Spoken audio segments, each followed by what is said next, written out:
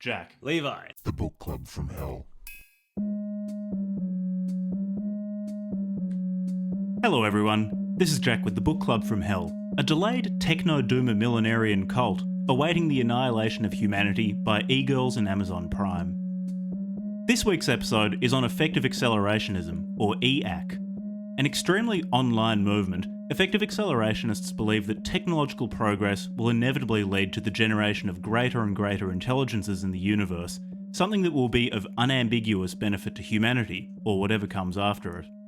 They set themselves as optimists, in opposition to doomers, particularly those of the effective altruist persuasion.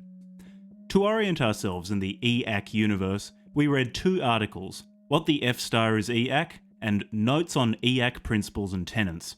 The former was, I think, written by BasedBeffJezos, an online EAC personality, and the latter was written by BeffJezos and bayeslord.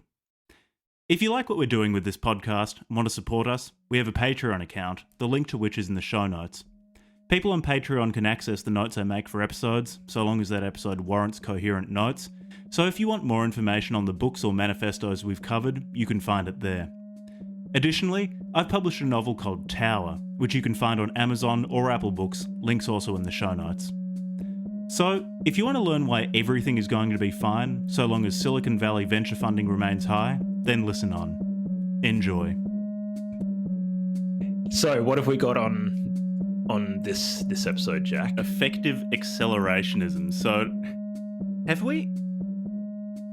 We've touched on accelerationism in terms of, people like Mike Ma talk about it as a meme. And granted, accelerationism, at least as soon as you get anywhere online, and this is a podcast, Levi and I are terminally online and it's rotting our brains, so we're very much of that group. As soon as you get online, accelerationism does turn into a meme very, very rapidly. So we have touched on accelerationism through people like Mike Ma. He just keeps talking about it in his books as a catchphrase. We've talked about it in the context of Nick Land's Dark Enlightenment, where it's very much there, but I think it's talked about in less interesting terms than in Nick Land's other works.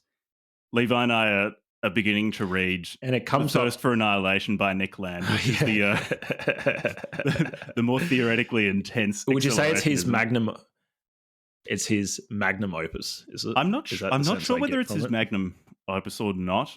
Just because, like I said, I just don't know enough about Nick Land, and I haven't read enough of his works. But sure, it's a mindfuck.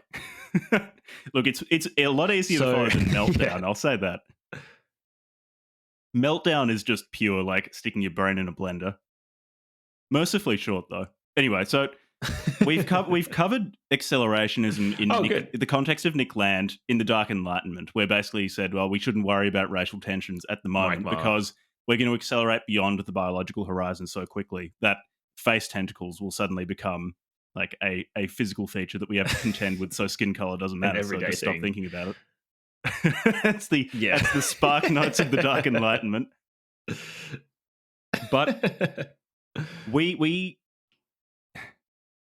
effective accelerationism is something that we've both seen pop up to an increasing extent online, particularly in people's names on Twitter. It's an accoutrement to make sure that everyone knows that you're super based. I think George technologically savvy. Yeah, super based. You put that beside your name on Twitter, and you're immediately part of the club. Such trustworthy luminaries as Martin Shkreli have embraced it, which means yeah, I've seen Martin Shkreli. I've seen George Hotz get into it. Holtz, the nerd guy who loves computers and made that self-driving car competitor. Who else has gotten into it? I think kind of Mark Andreessen. So a lot of like the kind of Silicon Valley types are into it. Yeah. And it's basically, so accelerationism, for those who haven't listened to episodes of ours where we talk about it, or for those who haven't come across it before, the idea of accelerationism, of accelerating some feature of the society you live in to a point of collapse, So in the Marxist sense, accelerating the contradictions within capitalism to speed up the demise of capitalism. Mm. Mm.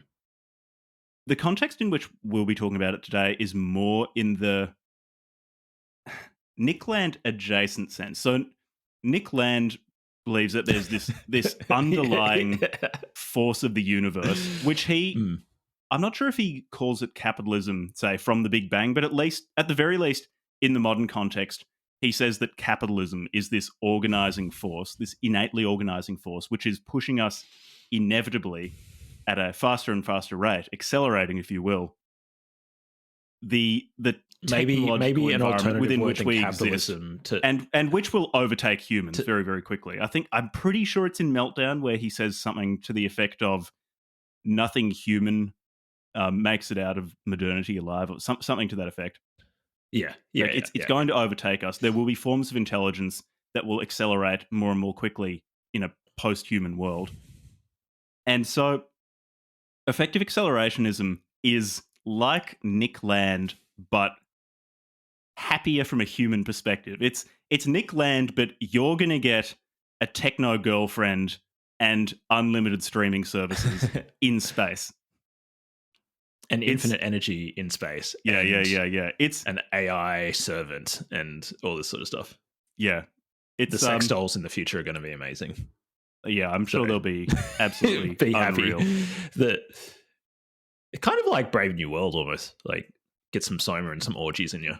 Yeah, but in Brave New World, they were still meat sacks. They're still on Earth. They had pneumatic people, sure. They had very, very pneumatic humans, but they were still humans. They weren't very pneumatic. They weren't like 12-dicked. Huxley wasn't thinking far enough ahead, man. Yeah. He was still chained to the flesh.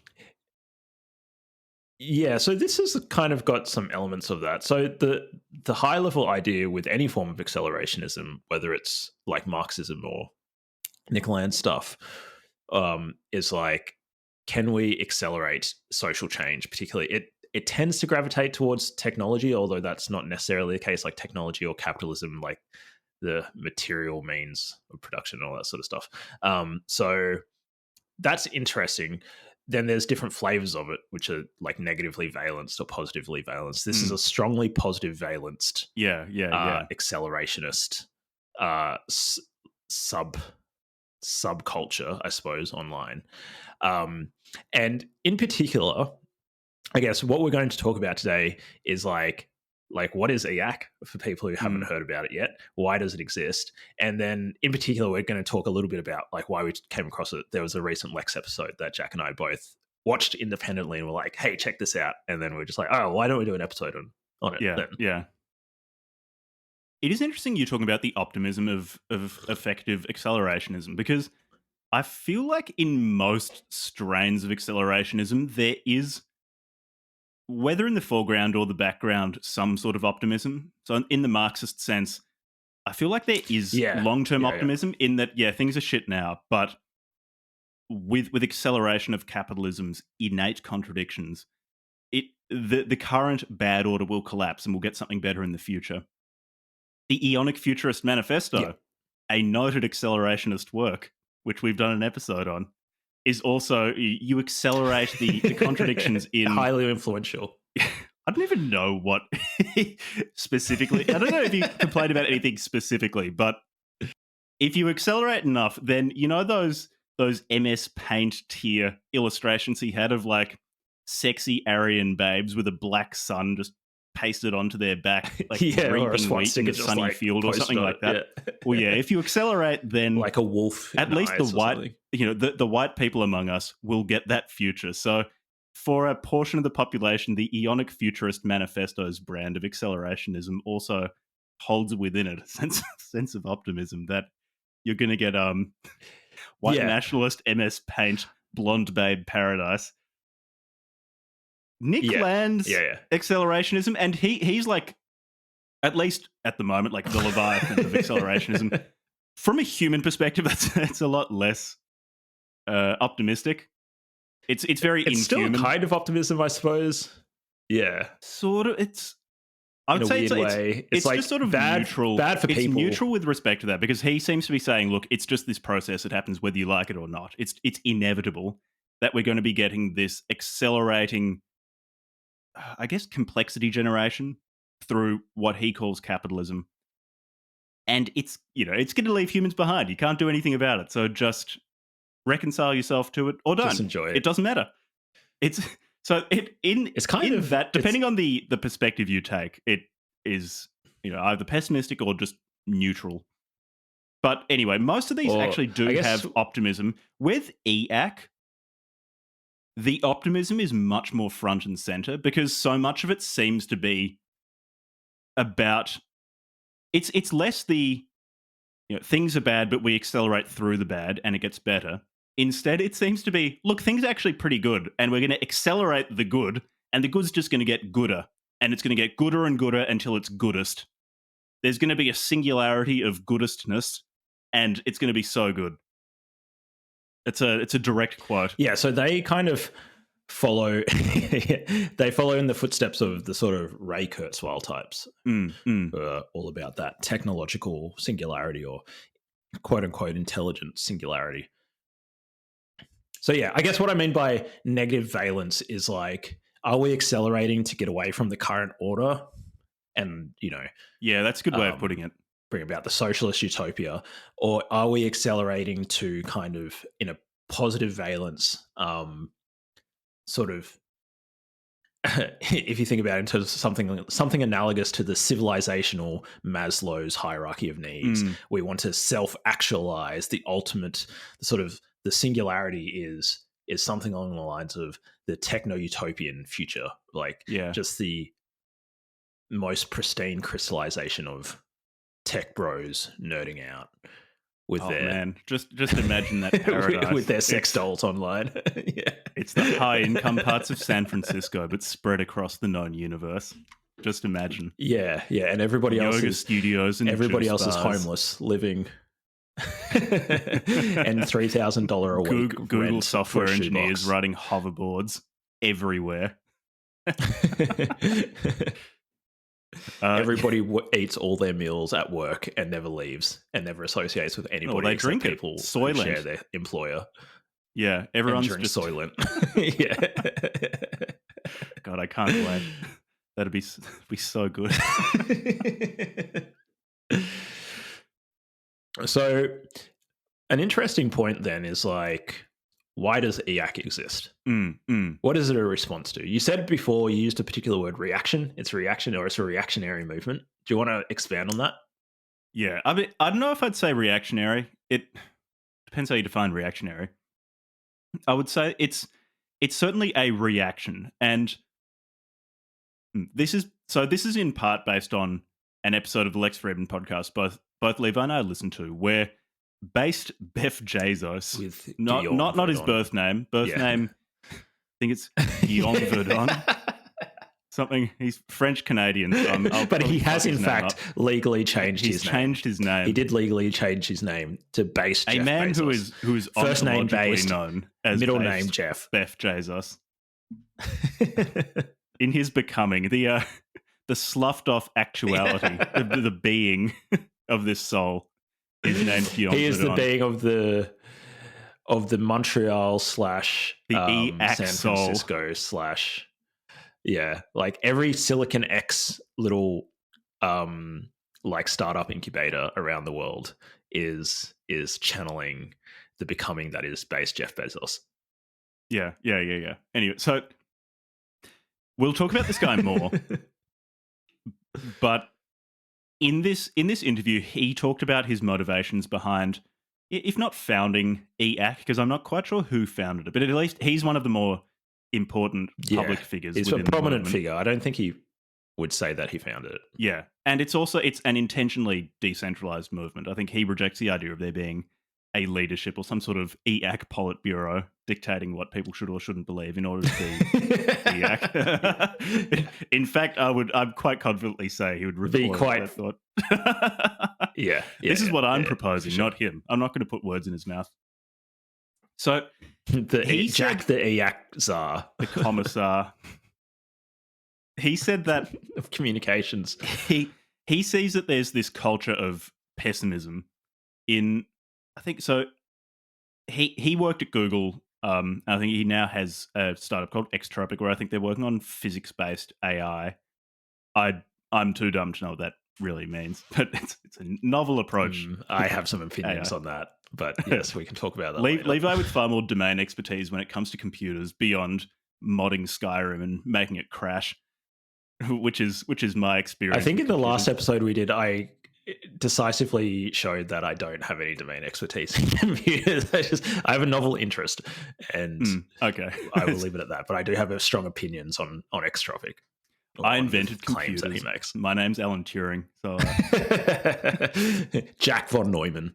Yeah, Jack von Neumann. I just keep reincarnating. There's Babbage, Turing, von Neumann. Jack is like the Dalai old. Lama, just reinstantiating himself in like a new corporeal just a computational vampire to then just come along and make all I do is advancements drink in the field blood of, and of program computation and podcast. Anyway, what was I even talking about? So what this guy said is, you've got this culture of pessimism, and to his mind at least, it's pervasive, and it's pulling the center of gravity of discourse around technology very much in the direction of pessimism, of things are terrible, things are only going to get worse, and it's our fault.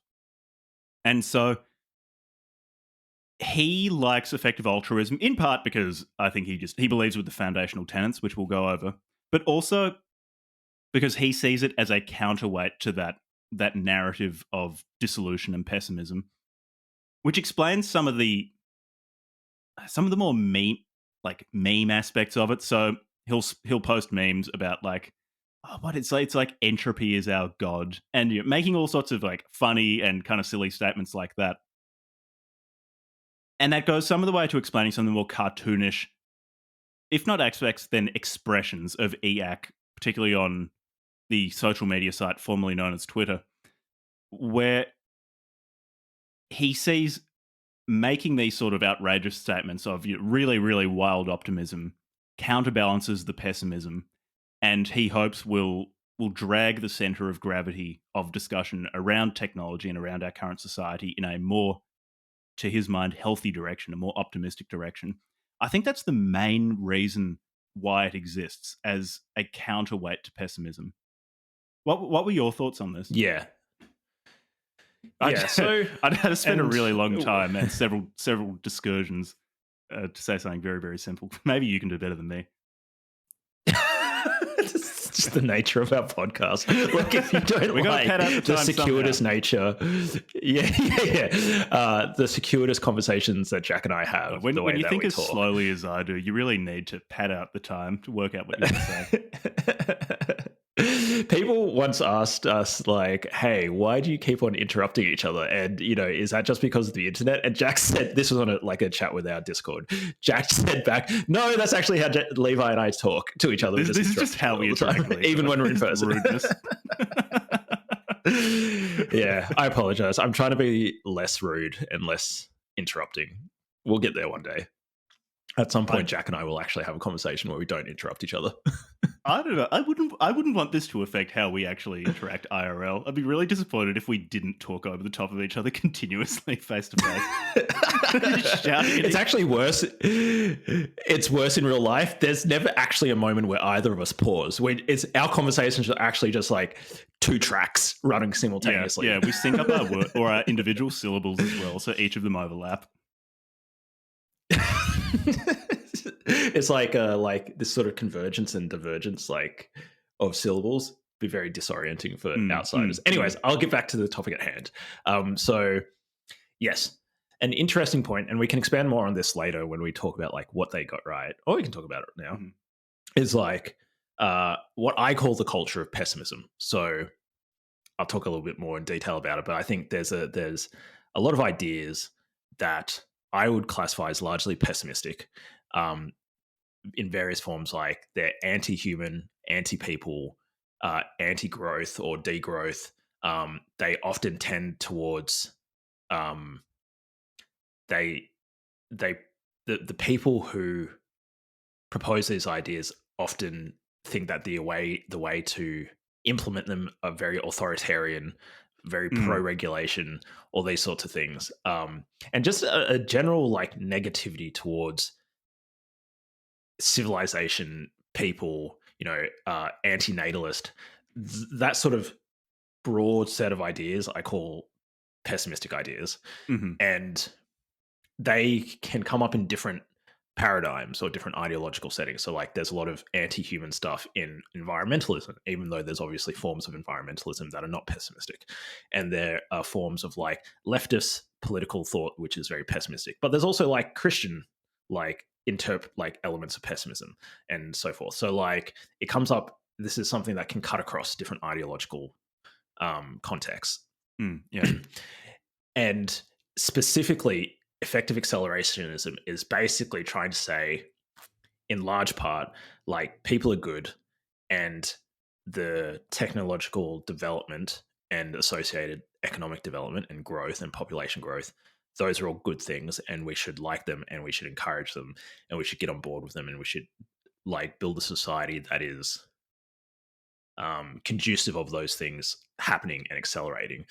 In particular, and this is one thing that I think is important, is that EAC, as far as I can understand, and I might be wrong about this, is it was in particular, or Jeff Bezos, base Jeff Bezos's particular like bugbear was a response to effective altruism. Now, effective altruism is a really interesting idea, and I've sort of dabbled with it. I sort of like, I listen to Sam Harris's stuff. He's sort of advocated or explored it a fair bit. And it is an interesting idea. Effective altruism is essentially the idea that let's try and like come up with objective measures of like how effective is if you're like giving to charity or something like that, or like deciding what to do with your career, like 80,000hours.org or whatever it's called, like thinking about how you're going to use the 80,000 hours of your career to do good. Like instead of just being purely emotional about it or just like going off like what are cultural precepts you have, can you be more objective? Like donate $100 to buying mosquito nets will do a lot more good than giving $100 to a random person on your in your local community if you're in a first world country, probably. Maybe. I know there's a lot to be said about that idea. We're in actually but in particular, there's a very, very large number of subjective value judgments, which they kind of gloss over, which is one of my big problems with altruism. And maybe actually it might be interesting to cover effective altruism one day on the show because I have my own problems with it. I kind of get where they're coming from about getting people to be a bit more analytical about it and stuff. I think it's okay, but it can kind of get really weird. Like with Sam Bankman-Fried, it got pretty weird. Yeah, so. It's also the exhortations to be more analytical about your giving. Always, funnily enough, seem to home in on agree with me and my value judgments. William McCaskill's value judgments happen to be the objective ones that you should be following. Peter Singer's value judgments happen to be the objective ones that you should be following. They're all very objective people, these academics at Oxford and so forth. Yes, because they know how to speak in stats. But anyways, maybe I'm just being an anti-intellectual. What the fuck ever. So anyways, in particular, so if we hone in, there's a particular element of effective altruism that these guys are really responding to. And this comes out of the AI doomerism. Like the Nick Bostrom side of the world. There's this argument, which we can discuss whether or not it's a good argument, but there's this argument which is essentially arguments from expected value. So expected value, if you wanted like the most simple version of the expected value argument, you have two components of an expected value. You have the probability that a particular event will happen, or your estimated probability, or whatever. And then you have the magnitude or the value that you assign to that probability, like how good or bad it is. And for a civilization ending event, you can assign an infinite negative value to that event. And so any non-zero, infinitesimally small probability that event could happen is still an infinitely bad expected value. Therefore, you can justify any potential scenario where you can imagine, hey, such and such technology could lead to the end of civilization. You need to take severe and radical precautionary regulatory approaches or like cultural approaches, like shut it down. So it's strong. It strongly leans towards. It's essentially just like an over intellectualized precautionary principle, and it tends Over-intellectualized that towards just happens to ignore opportunity cost. Like, this is what happens if you just ignore don't opportunity factor in cost. opportunity cost. It ignores the benefits that we get from the technology. It ignores the potentially positive outcomes.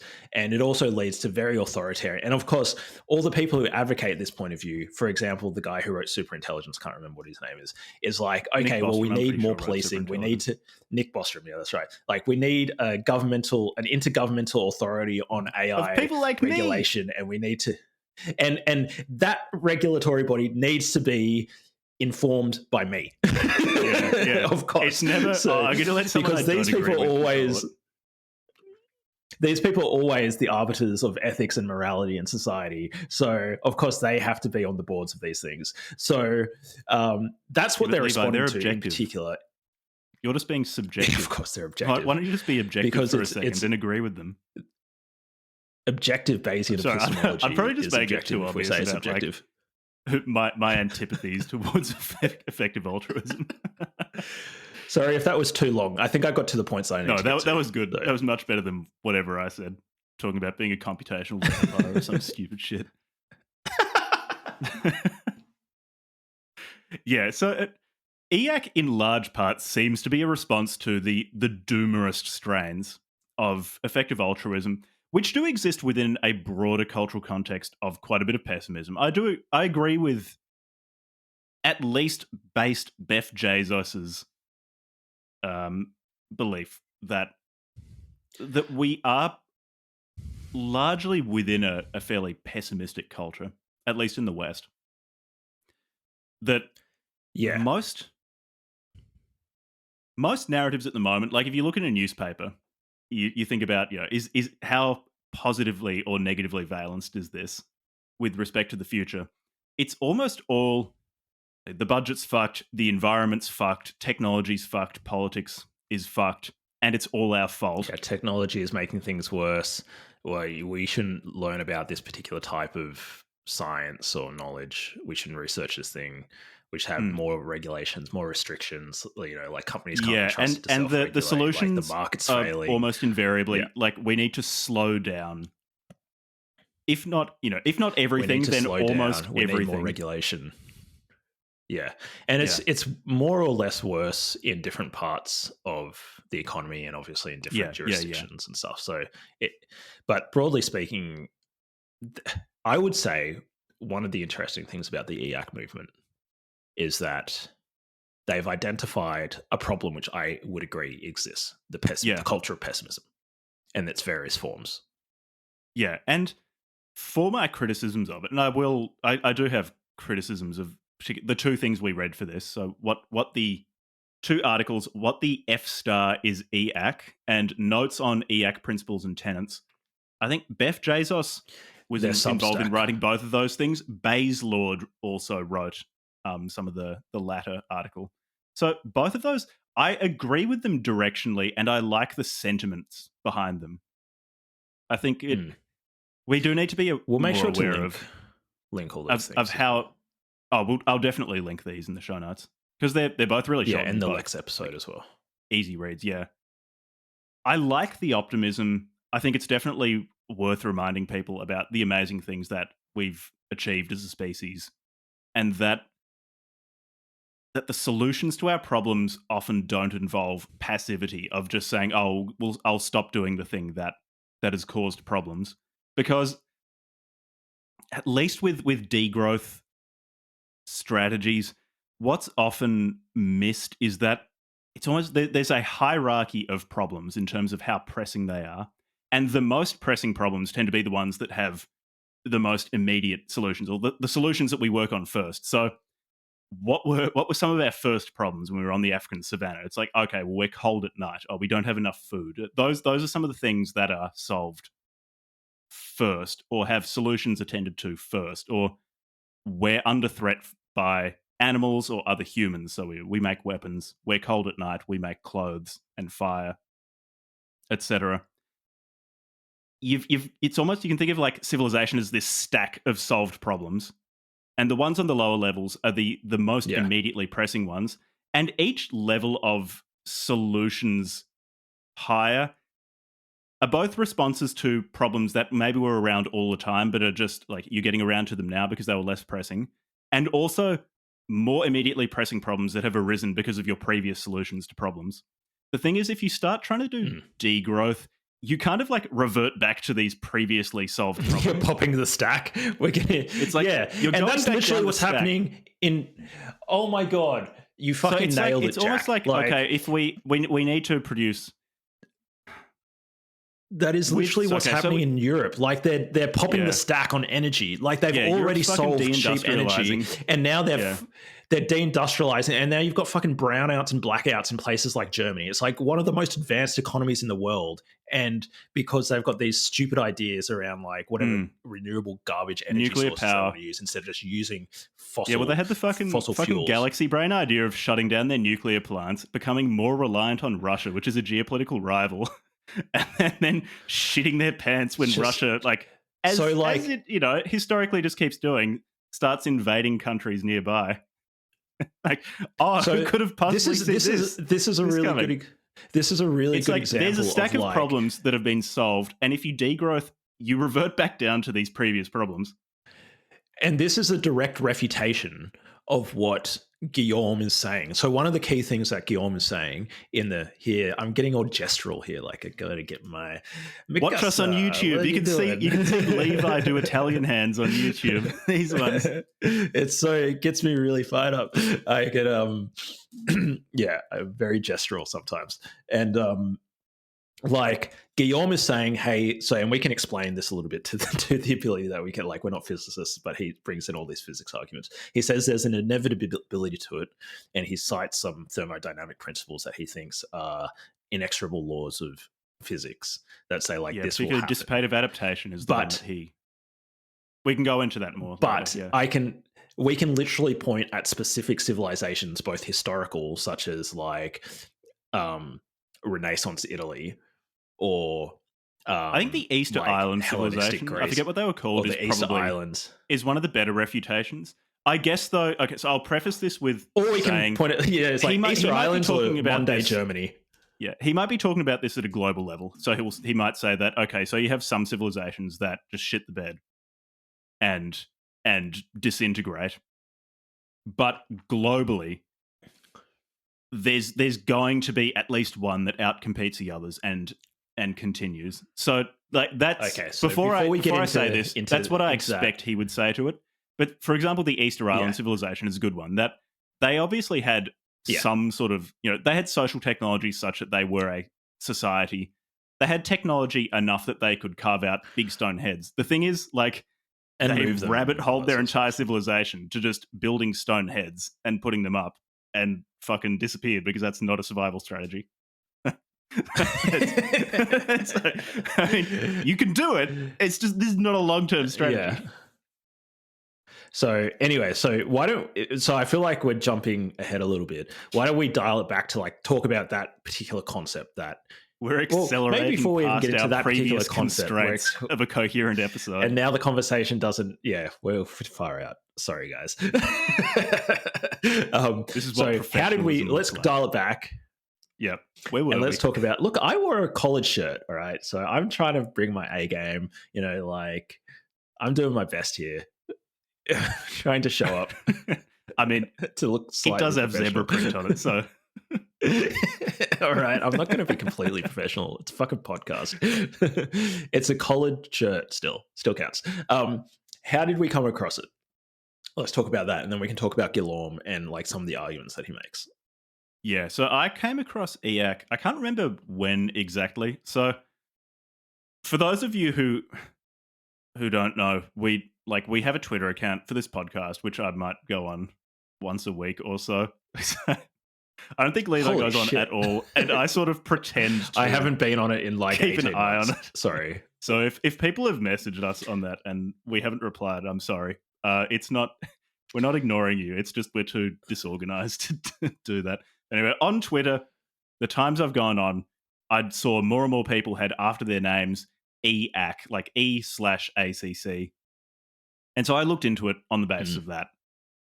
I do remember Nick Landon in an interview talking about finding EAC as a new branch of accelerationism interesting.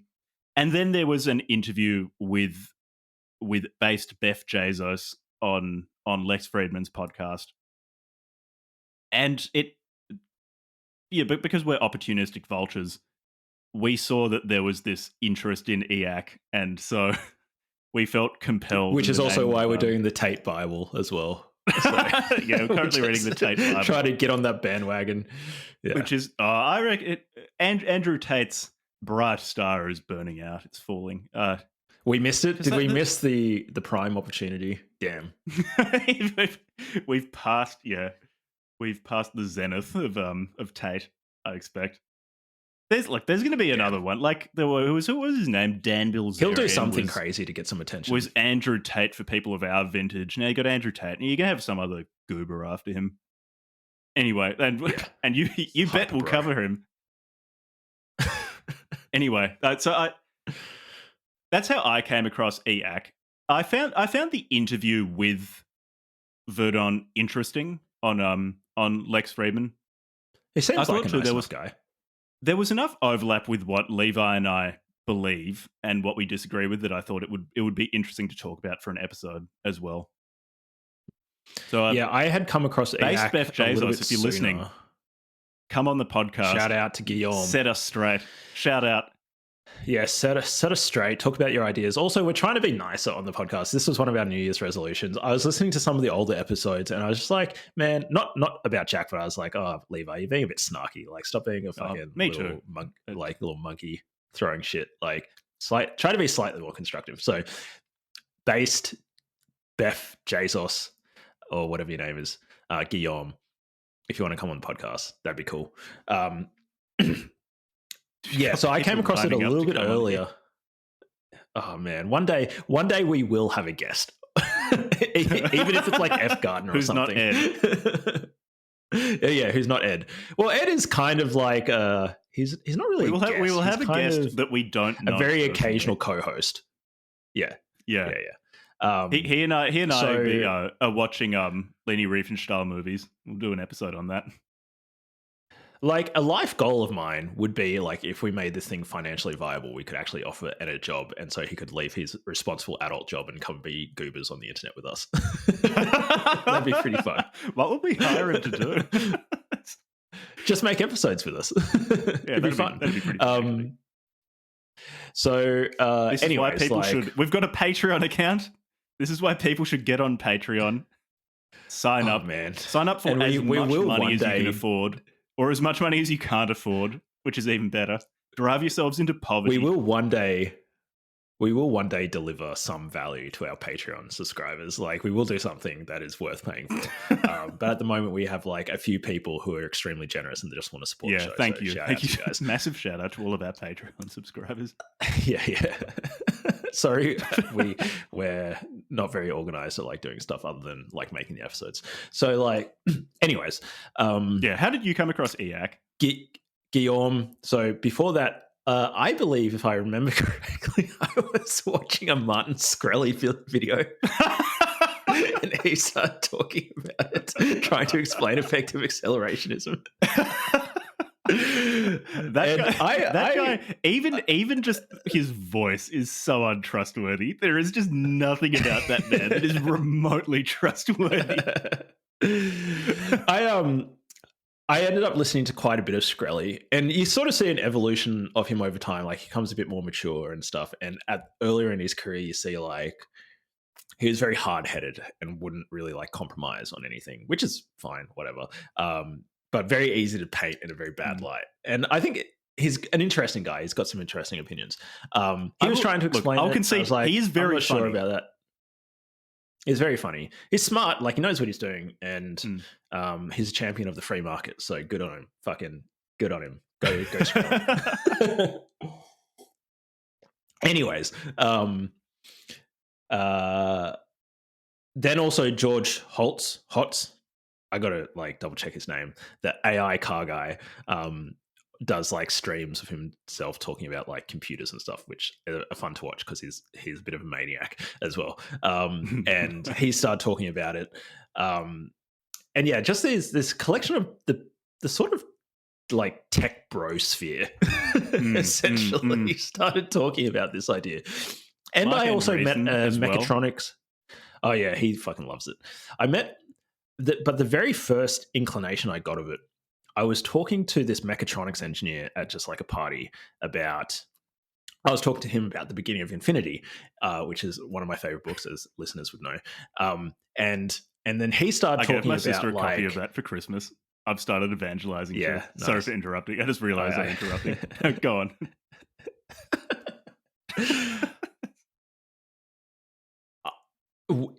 I just want to say, if and when a better book comes out with better explanations of how the world works, I will drop The Beginning of Infinity and The Fabric of Reality and Popper's work, and I will adopt the better explanation. But thus far, I've not seen a better explanation, and I think it's extremely strong.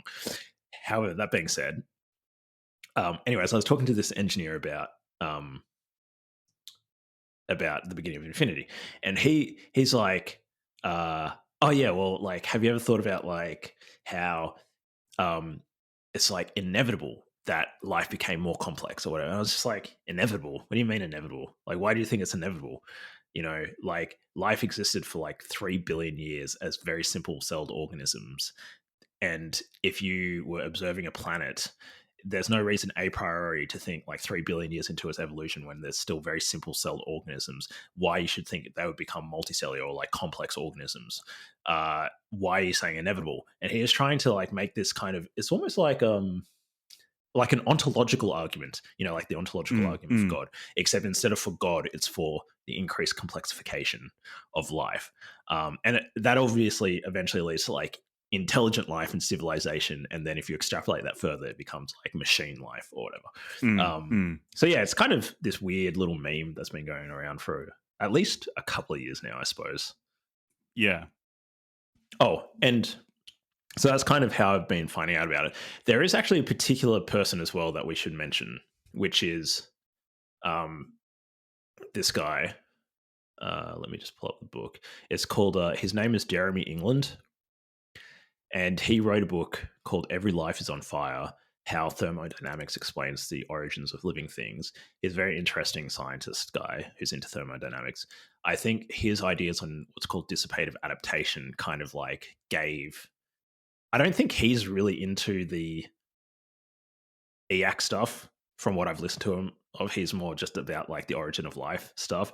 But all the tech bros like zoned in on this guy's ideas and just like extrapolated them out into civilizational prophecies. Yeah.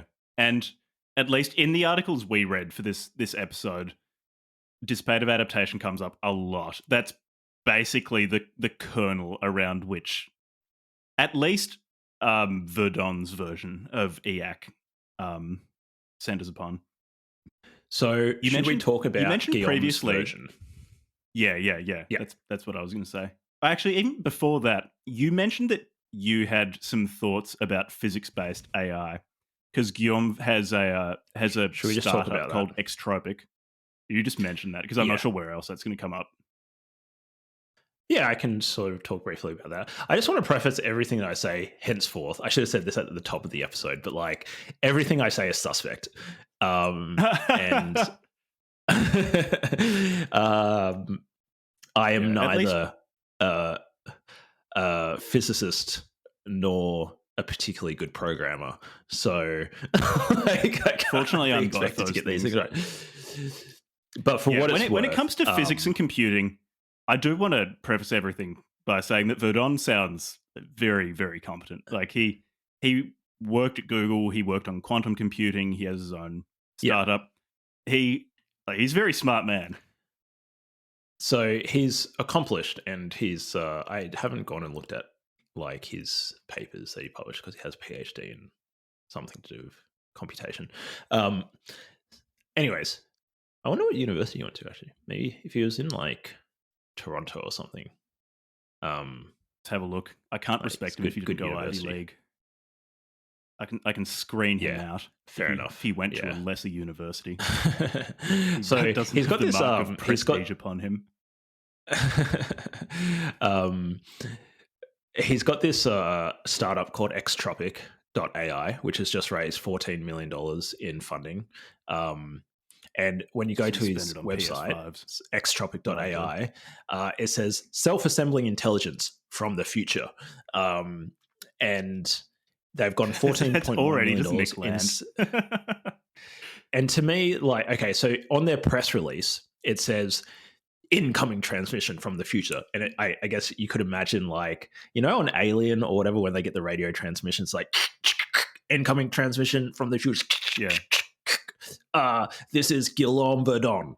The era of omnipresent generative AI is imminent. Time lanes have been accelerated. The future must come to pass. Xtropic is building the ultimate substrate for generative AI in the physical world, building an AI supercomputer by harnessing the first principles of thermodynamics and information, like an alien would. With this fundraising announcement, Xtropic crosses a significant checkpoint in the timeline, a milestone in wielding the techno-capital machine to birth a core technology for our civilizational trajectory.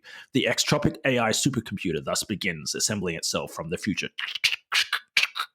End transmission. Yeah. It's Ripley on the Nostromo, just saying, no, seriously, like, this sounds great, but I've got bigger problems. I've got a killer alien on board. and then he basically just says he's that's actually really interesting. He says redefining computation. A ton of engineering work has been poured into making various devices we use every day more precise, more reliable, more accurate, less noisy. Blah blah blah.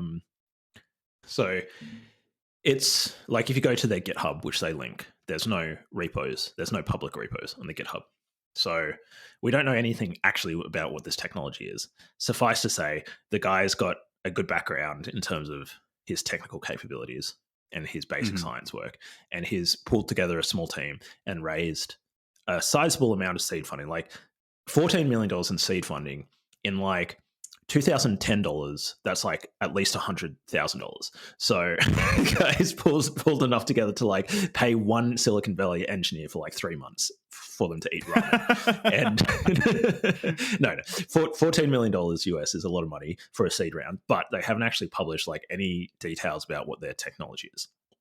So what I'm about to say is just purely first principle stuff, and why it's just auto-generated furry porn. Like, that's it.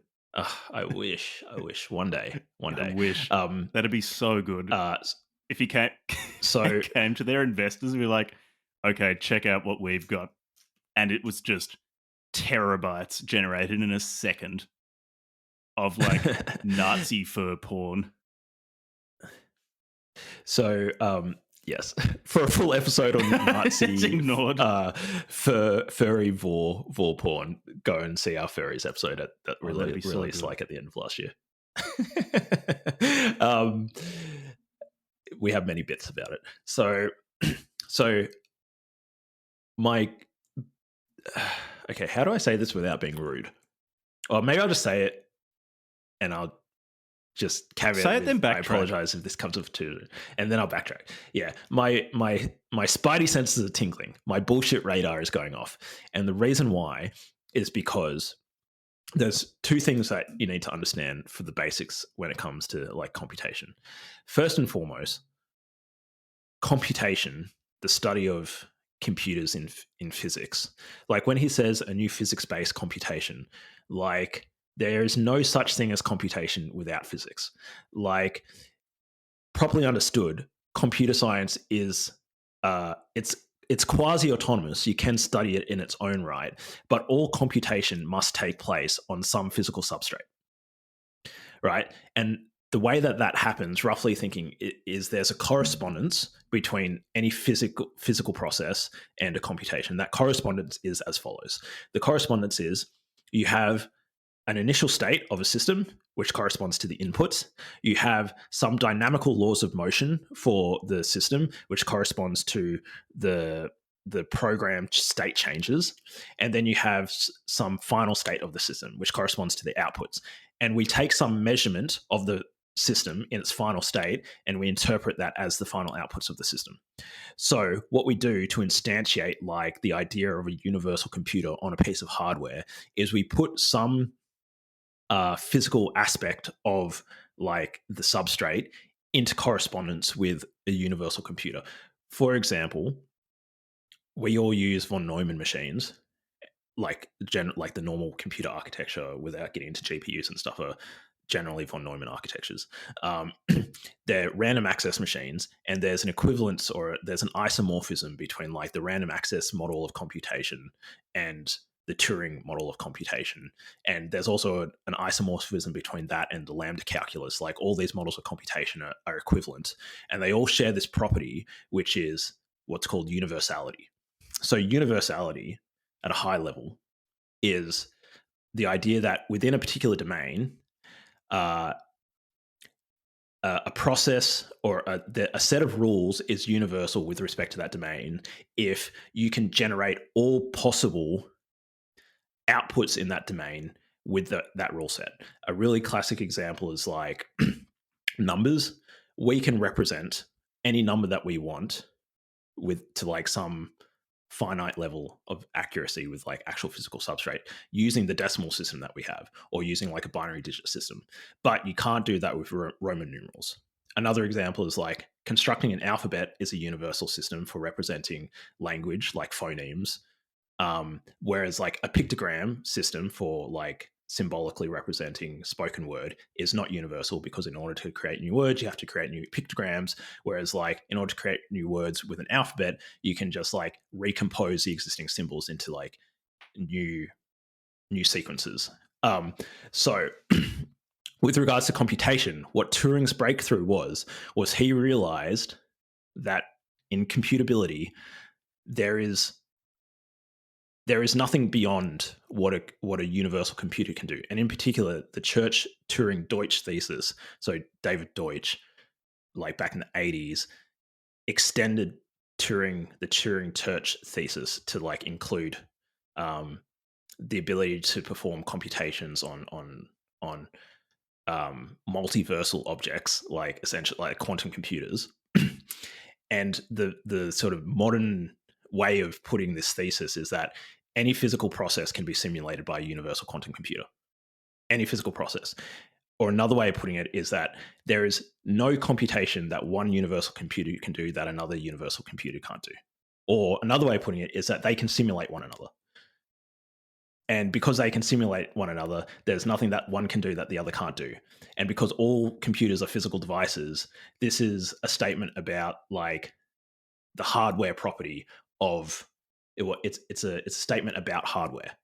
So if you have any universal hardware, there's no computation that it can do that another universal piece of hardware can't do. So his idea that he's putting on Xtropic is he's kind of like saying, hey, there's something special about the hardware that we're making that allows it to do some special stuff that this. So if he's going down that route, he's just actually wrong. He's like objectively wrong. He's trying to say something that is breaking the laws of physics.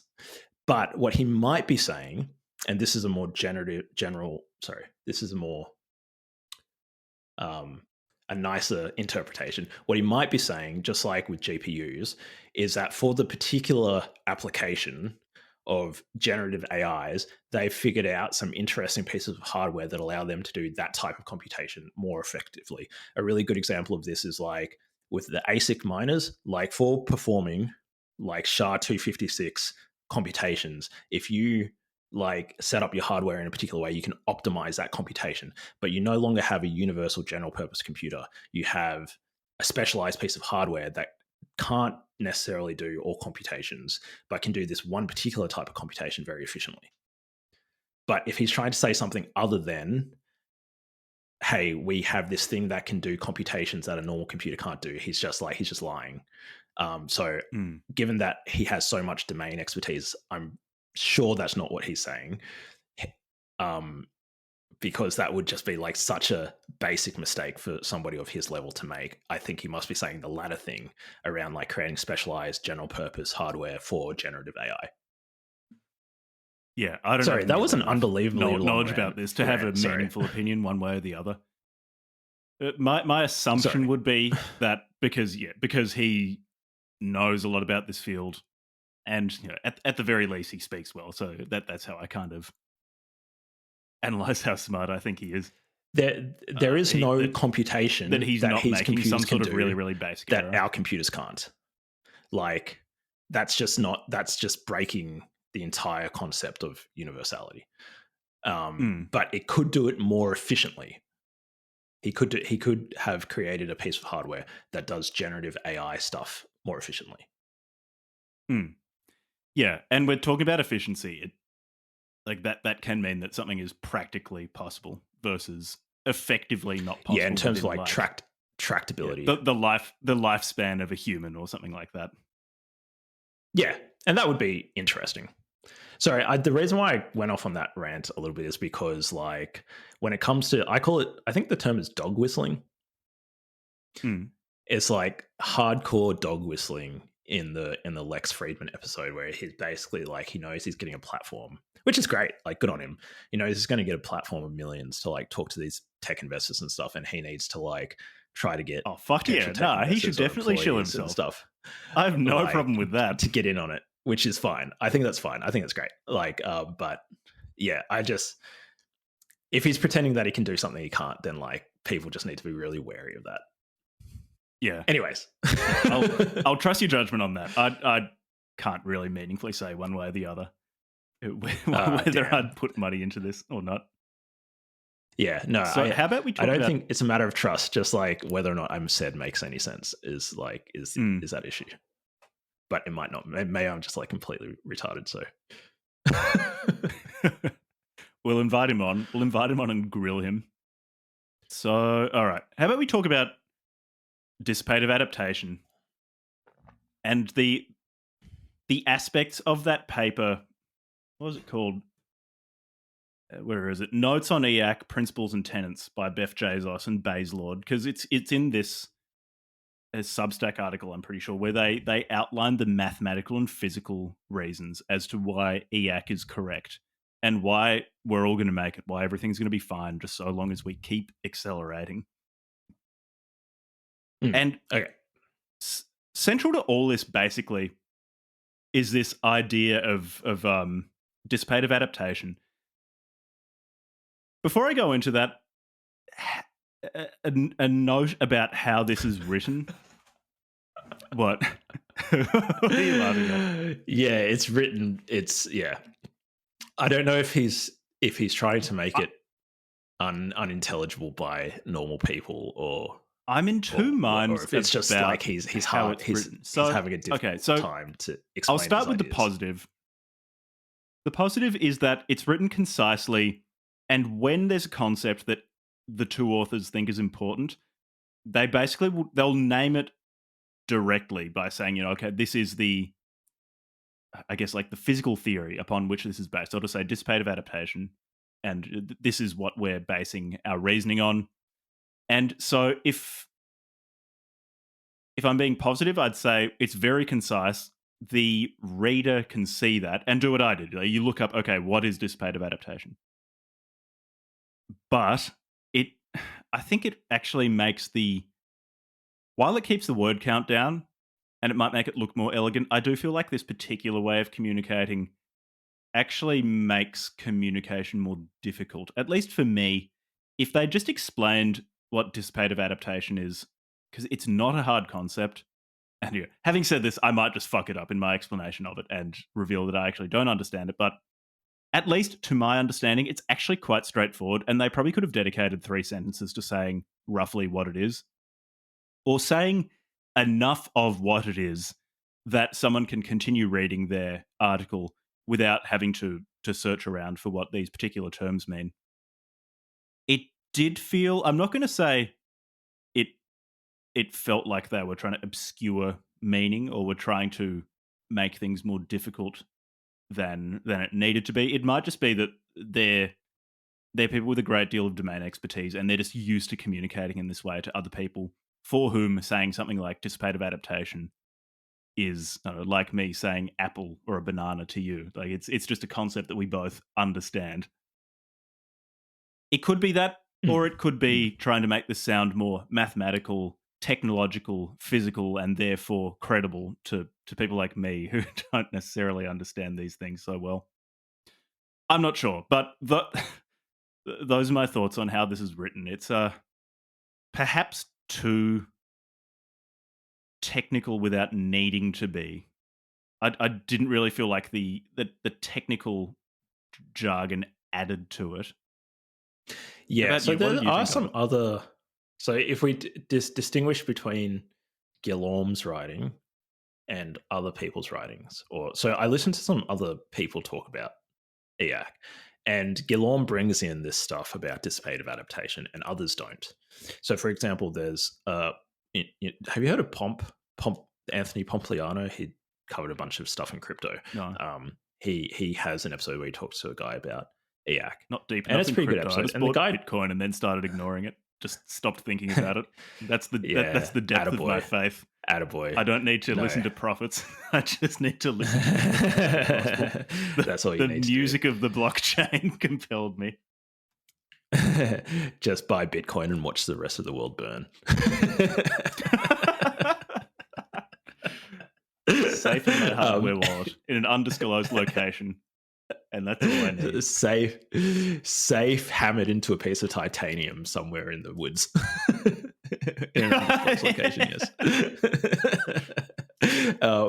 Anyways, shout out to Cold TI. Love that shit. So some people bring in Bitcoin. Yeah, sorry. There's been a lot of sidetracking this episode. I guess with this episode, it's interesting because say every episode, it's kind of. I think we're going to need to just accept that that's our thing.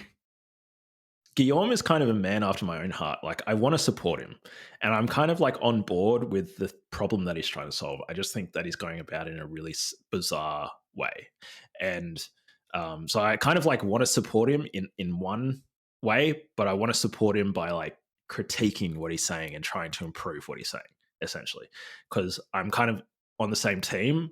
But it's like, as we've said before, our maths analogy, like, you got the right answer, your working is wrong. So let's try to figure out some better working.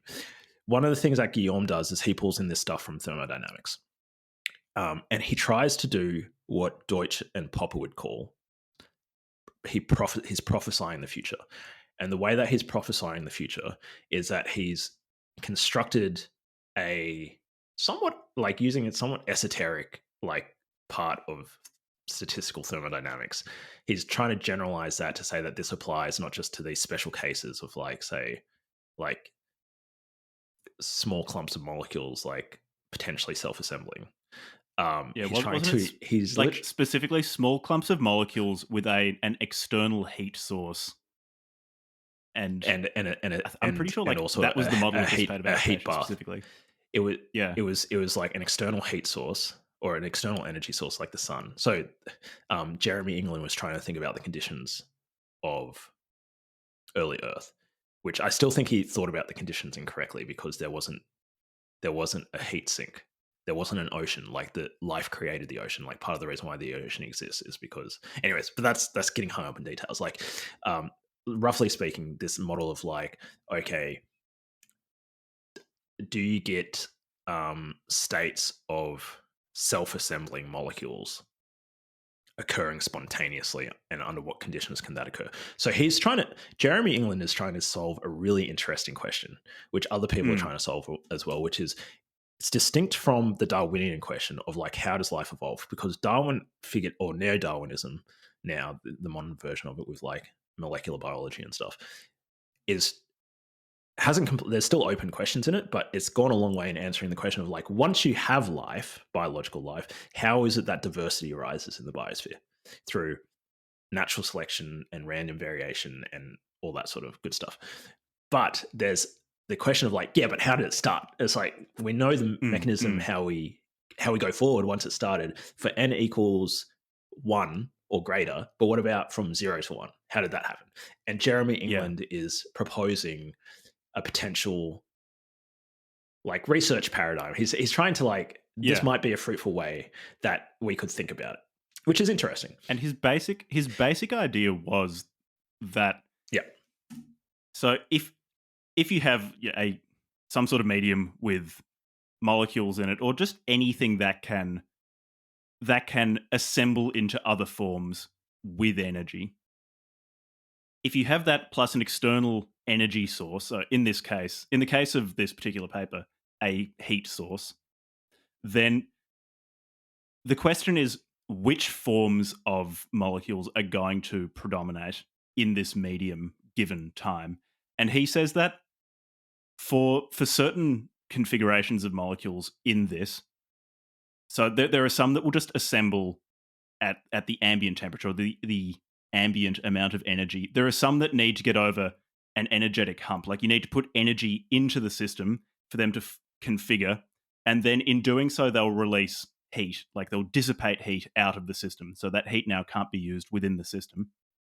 And he proposed that this was kind of a ratchet effect, that the configurations of molecules that most effectively take in energy from this external heat source configure themselves and then release that heat so it can't be used by, I guess, quote unquote, competing, or inverted commas, competing configurations. Those are the ones that are going to predominate. And that, it's not a particularly tough concept to get. It's kind of, the things that in a given system persist are more likely to be more common in the future. Like those that persist preferentially to other things. Should I guess the question then is, sorry? I've got a little snippet from an article that's not too long that I could read that like has a little bit of information about it. From Scientific American. That's scientificamerican.com/article/a new physics theory of life, which is discussing Jeremy England's ideas. There's a little part of it that says, at the heart of Jeremy England's idea is the second law of thermodynamics, also known as the law of increasing entropy, or quote unquote the arrow of time. Hot things cool down, gas diffuses through air, eggs scramble but never spontaneously unscramble. In short, energy tends to disperse or spread out as time progresses. Entropy is a measure of this tendency, quantifying how dispersed the energy is among the particles in the system and how diffuse those particles are throughout space. Blah, blah, blah, blah, blah. Let me see if I can. So the overall entropy of the universe increases during photosynthesis as the sunlight dissipates, even as the plant prevents itself from decaying by maintaining an orderly internal structure. So this is continuing on from like Schrodinger's early work, which like Jeremy England's inspired by What is Life by Erwin Schrödinger.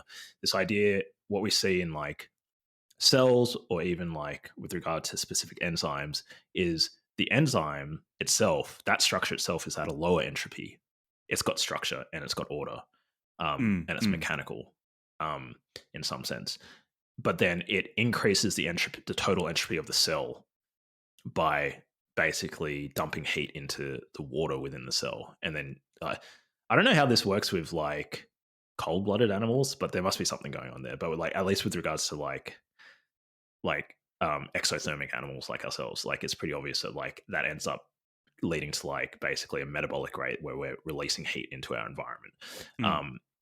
So well, I mean, like poikilothermic metabolisms will still, like, they still evolve heat. Yeah. It's just I less. just don't know the and details. It's also they don't require a certain internal temperature to stay alive. They just right. Yeah, you're cool. ruminate. So that's a really interesting idea. But the issue, I guess, that is, or what's sort of the heart of the issue is like, yeah, but generalizing it from that particular circumstance, the molecular biology circumstance, into what Gilliam goes on to, he talks about, which we can now talk about. It'd be great to get back to talking about Gilliam, meta-organisms and meta-organisms. And he sort of like generalizes it to talk about all of sort of human civilization and the universe as such, creating more and more like free energy and more complex structures. There's a few leaps in there that he gets in. Yeah, as I was going to say earlier, so you can abstract this idea away from, okay, you've got a heat sink and some water with molecules in it, to something more complex. And the idea doesn't fall apart, at least at first blush. So it could be a way that life started, or really anything that persists in the universe persists, but particularly life, because it's this active process of using almost the second law of thermodynamics as an engine to create local pockets of complexity and to just spit out increasing entropy as a result of maintaining those pockets of complexity. I guess how one of the things that will determine how seriously you take EAC, or at least this particular instantiation of EAC, is the leap of, does that tendency or that proposed tendency naturally lead to increased intelligence and inevitably lead to increasing intelligence over time? Yeah. And I think that's a leap I wouldn't make. So yeah, there's a lot of if you take this and you extrapolate out, so you go, okay, what are the things that improve the, I guess we can say fitness in this context, if you take fitness to mean the persistence of a particular orientation of matter maintained through this engine of taking in energy, configuring itself, releasing energy into fitness, like dissipating energy into the environment, increasing entropy or something. Yeah. I guess you call it fitness within an evolutionary paradigm. I just say that because I trained in biology. Yeah. So the question is, you could view say increasing intelligence as a way to optimize that. So an intelligent organism will have a greater fitness than something which is not intelligent. So an organism which can consciously, or no, I won't say consciously, but can with some sort of intentionality identify and solve problems, will, if I'm going to just assume that Verdon is correct, that will have a greater ability to persist through time. That will be more fit. And therefore, given that intelligence in some degree improve fitness, then more intelligence is going to improve fitness above something which is less intelligent. And so what, you just draw out the arrow of time. The second law of thermodynamics, entropy increases with time. As entropy is increasing, as time is going forwards, you're going to be increasing intelligence as well, because that's going to be the form or the collection of forms which are fitter than the less intelligent forms. That's in brief, I think, what Verdon is saying. I don't agree, because there are certain things. So you could say, just make a note, so if something is, oh yeah, sorry, go on. Sorry, so much interrupting. We'll get there one day. Just on a note, like we're absolutely not going to get there. We work backwards, right, from what Verdon's trying to. So I think what Verdon did is, I hope we're pronouncing his name correctly. Anyways, Verdon for now. Well, in French, I think it's pronounced Guillaume Verdon. in Australian Guillaume is how they say it in Quebec. Yeah, that's the correct pronunciation. Sorry, not spelling English. Franglish. Australian Franglish. Franglish. It's just completely botched. Anyways, so Verdon is. Yeah, I don't know if this was his actual thought. I think. I don't know if this is his actually thought process, but it looks like to me from the outside that he's basically said that he thought, okay, how do I want to say that the future will be better, and so people should be optimistic. Now how can I construct something from physics what investors to get to that conclusion? Startup? Yeah, I really want to raise $14.2 million for my AI startup. Could I come up with that philosophical justification for getting more seed capital? Like, I don't want to actually make the product, but I do want the $14 million first. No, hardware startups are hard. I shouldn't throw shade. Hardware startups do need a lot of seed funding. So, no, it's like, I will be a dickhead about this because I'm temperamentally unable to be otherwise. But I respect anyone who identifies a problem and then instead of just complaining about it, actually goes out and does something. Like, he is doing something. He's trying to fix it. So good on him. Yeah. If it were a pure software play, I'd be like, you don't need $14 million to write software, mate. Just go and write the software. But because he's doing hardware, I'm more sympathetic to it. Anyways, like,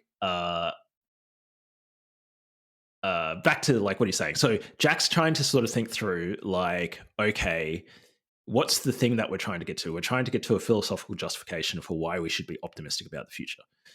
And Guillaume sort of worked out one, if you think there's like a path space towards like this thing that you could like use, pick like your preferred random bit of pseudoscience or science and then work out a way to get to the optimism. That's kind of like Guillaume's particular way of getting there is through this sort of weird dissipative adaptation thing and relating that to intelligence and capitalism and that sort of thing. Yeah. And I think that's roughly what he's saying. And it was somewhat obscured by the obscure language used in this post. But I think that's roughly what they're saying. It's intelligence is within the paradigm of dissipative adaptation, an adaptation that more effectively takes in energy, dissipates that energy, and as a result leads to some sort of stable phenomenon. And as intelligence increases, you have more stable phenomena which outcompete less intelligent phenomena. There are just a lot of points in this at which it could go wrong, because you could say, okay, well, as intelligence increases, the technology produced will likely increase, or at least can increase in complexity. With that also comes the ability for intelligent species to just eliminate themselves. Like, 100,000 years ago, humans didn't have the option to nuke each other. And that is still an existential threat. Like, we could just wipe ourselves out. We have that ability now. And yeah, to a large extent, I think that reason is oftentimes the slave of the passions. I think Hume got that right. We've got this technology. I don't think that we necessarily become more rational, and as a result, as human society becomes more complex, we also become sophisticated to the point where nuclear war over stupid shit becomes an impossibility. I think that possibility just remains there, and you're sort of one perfect storm away from global annihilation. So you need to the be idea that ever-present. increasing intelligence ever vigilant is something that just maintains itself, I fundamentally don't agree with. I think it could continue to improve. There are a lot of fail states which aren't wished away with dissipative adaptation. Yeah, you know what? That's a good way of putting it. Like, it's kind of like trying to hand wave away the reasonable, like, what'd you say? Like, there's elements of all these pessimistic ideas that even if you were like, well, I don't want to be a pessimist. I want to try to like move forward, solve problems, make the world a better place, because this is fucking Silicon Valley. So our photo sharing app's going to make the world a better place. So we're like, gonna fucking solve homelessness outside my front door with my photo sharing app. Yeah, sorry. I Come up to that dude ODing on fentanyl and tell him all about my photo sharing app. Hey man, we're gonna save the world. Don't you feel better? Sorry, you can take a photo of yourself shitting on the sidewalk and share it with all your friends. Like, anyways, sorry, I had to get that jab in. That was pretty unfair, but it felt good to say. But even if you wanted to, like, okay, let's just strip back the pessimism and like take seriously their concerns. There are reasonable concerns about it, like, for example, like nuclear holocaust or nuclear annihilation. Like, it is a perfectly reasonable thing to say. Like even if you are pro-nuclear energy, like myself, like I really like nuclear energy. I think we should have more of it. I think Australia is totally like behind the 8 ball with this stuff, and I think Germany's going backwards. And it's like nuclear energy is a very powerful technology that could supply, like, if not all, a huge proportion of our energy needs, and do it with the modern technology in a fail-safe way with very low pollution impact. And we have this amazing technology that, like, in principle is either there or very close to being able to like solve a lot of the issues that we're concerned about with the energy and the pollution stuff, and we're just not using it. Yeah, but I once saw this picture. It was a nuclear symbol, right, with a big red X over it. And on the basis of that, I think it's actually a really bad idea. It's really deeply this anti-rational group of people glued themselves irrational to a main road, and on the basis of yeah. that, I think nuclear energy is a really bad idea. Glued their hand. I want to put that to out the there. road. Anyways, so that is a good thing, and it is also true that nuclear weapons in the hands of an organization like Hezbollah or like name any of the other enemies of like civilization, like yes, those people having, or even just like an irresponsible US administration, that is also extremely, that is also true. It is, it's true to say these two things at the same time. Yeah. Well, it's not even necessarily like a malicious group or an irresponsible group. It can just be through complete just accidents or misunderstandings. Conflict or... Yeah, actually, accidents are a really funny one. Like, did you know that there was a near... Like, the Yanks... nuked some city in Arizona, like Phoenix or something? No. It was near New York. There was this bomb, like... was it... There was an air... Okay, my history of this particular situation might be incorrect, but as far as I can remember, this is what my head says, but fact check me on this. There was like a plane that went down carrying a warhead near New York City, and it was an American plane. And for whatever reason, like either the plane like was able to land safely, or like the fail-safe worked on the warhead or whatever. And it was just this situation where just by dumb luck, there could have been a nuclear warhead go off like in the New York region, and pilot was playing it just like just accidentally hit it just didn't happen. No, this was before we were born. This back in like the 70s or something. Yeah, so like dumb shit can also happen. Farmville's always been there. Yeah, so and to get back to the original point, to just kind of say like, well, there's this law of physics and it's inevitable, it's an inexorable complexification and harnessing of free energy that just the world does, and just get on board with it. And just, as he says, just the only thing that you can do is build and accelerate. Like at the end of one of his articles, he's like, that's the only option. So let's just accelerate. And it's like, that I really like that. Wait, stop. I just stop. Okay, just before you interrupt me.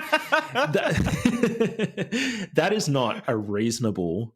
That is not a reasonable way. That is just a very dismissive way to treat, like, you know, if you think about like treating your interlocutor as somebody who's reasonable and has reasonable concerns and can think properly, then just to try to dismiss all these concerns about whatever technology it is by just saying, well, it's an inexorable law of thermodynamics that we can harness more free energy, so just like get on board.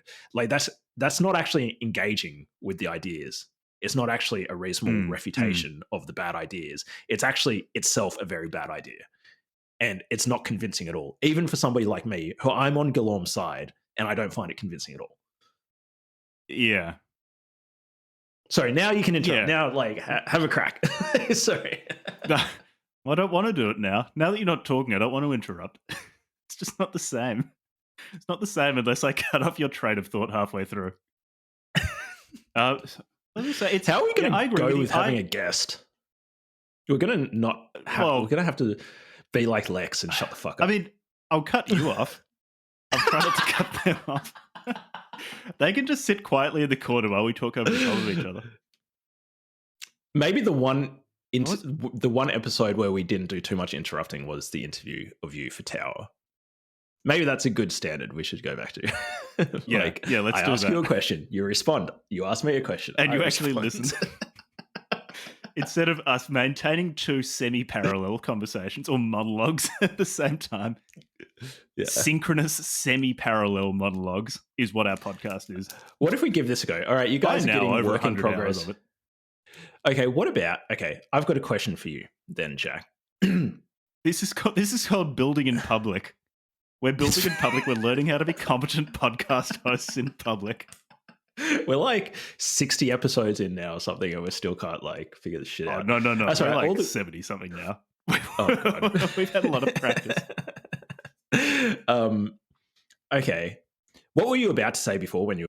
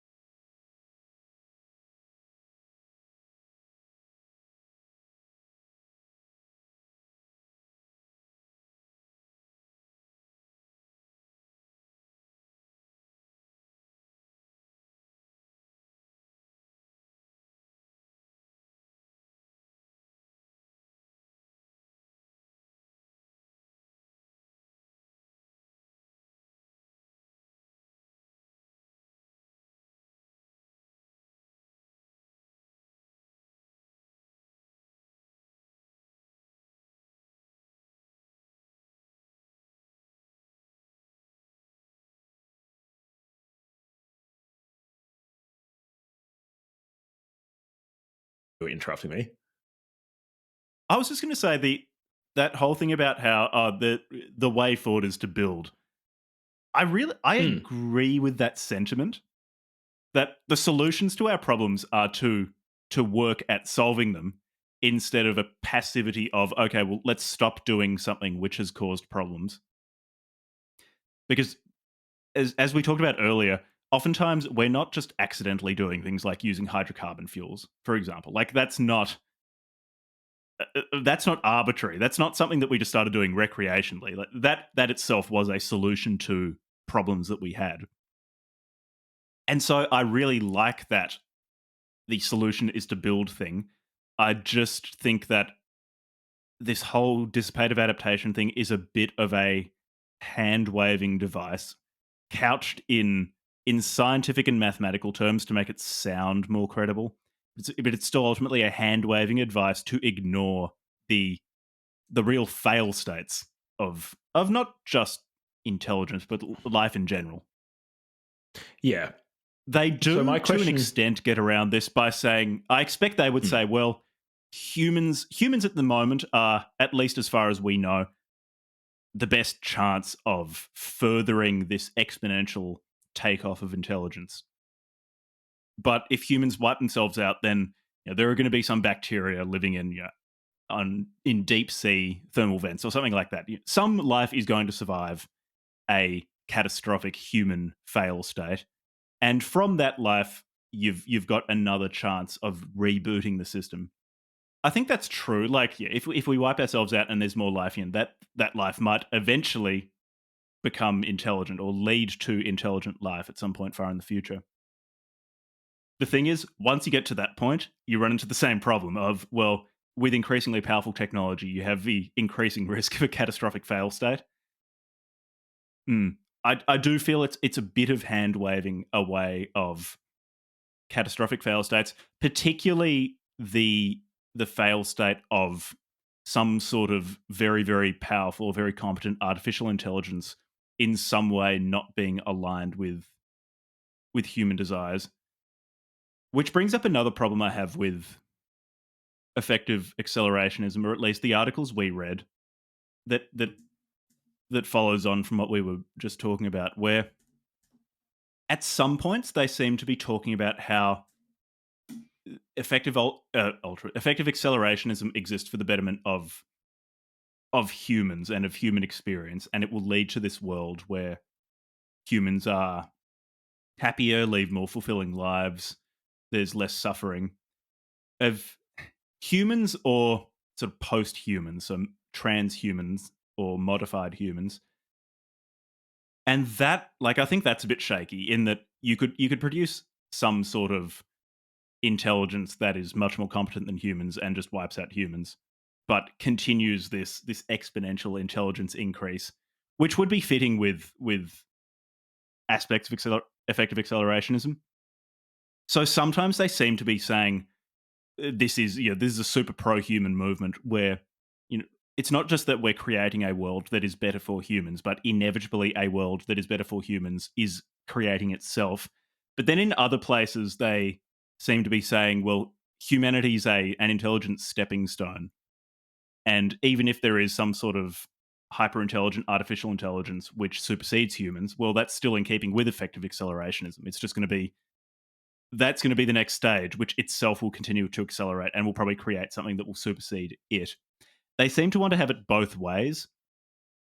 I find the latter example of an intelligence that supersedes humans to be probably more viable, or at least more what I would predict, assuming that dissipative adaptation functions in the way that BasedLord and BasedBeffJezos say it is. So if you just take that assumption and run with it, something superseding us seems much more likely.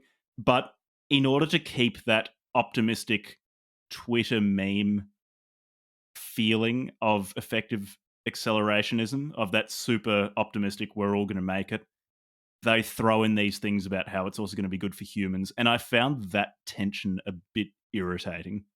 That was very rambling. I apologize for that. No, it's okay. I've got some follow-up questions though. Do you find so? I don't want to lead the witness here, so I'm going to try to ask this question without poisoning the well for you. Did you find... Okay, my first attempt at the question is, did you find the inclusion of scientific concepts, especially the thermodynamics and the physics, helpful or unhelpful, and why? I'm really in two minds about this, and I'm not sure how I would approach it, because of course how I would approach it is the objective measure of how good something is or is not, and the degree to which something diverges from how I would do it is the degree to which something is wrong. So that's the fourth law of thermodynamics. Divergence from Jack's path. Jack's point of view. Wrongness. Yeah. everything before my date of birth was just wrong. Was absolutely wrong, because there was no way to align with me. After I die, says the possibility for truth will be non-existent. He says this as he's got like a pink bottle of like nappy sand oxy action. Like, yeah, I'm recording this in a shed for people who aren't watching, where it's nice and quiet. You got good acoustics in there, hey mate. Yeah. So not when it's raining. Yeah. It sounds like you're inside a snare drum when it's raining. Oh, does it have a tin roof? Is it a tin roof? Yeah, nice. I love that shit. Probably corrugated iron or steel. Oh yeah. Yeah. Some sort of bendy metal. Some sort of bendy metal that's really loud in the rain. I really like the way it sounds in the rain. It sounds great. It's just when you're trying to record something. I'm not sure how much listeners will appreciate how great it sounds. Yeah, so you didn't find it helpful. Oh yeah, so I'm in two minds, because on one hand, this idea of dissipative adaptation does drive a lot of what they talk about, and a lot of what they talk about makes much more sense within the paradigm of a combination of dissipative adaptation as England proposed it, and how the authors of this particular article interpret dissipative adaptation. So knowing that does help. Thinking out loud, I think it's not so much the inclusion of scientific terms that I have a problem with. I think that's fine. I just think they needed a little bit of explanation as to what this meant, and then a little bit of explanation as to how they've interpreted it. Because without those things, particularly without them saying how they've interpreted it, it does turn a bit into a mechanism for hand waving away fail states that I think like have a reasonable probability of happening, or have a reasonable that they don't want to engage. It's reasonable to consider them. Again, so to that I would say, again in that Lex episode with Verdon, he did say that effective accelerationism exists as a counterweight to doomerism or technological doomerism, and as such, there is a lack of subtlety, and he acknowledged that lack of subtlety. So there's also that, and I think that's there's a bit of meme. You can argue about the effectiveness of just repeating a message that you know is simplified, but is in the direction of what you think is true.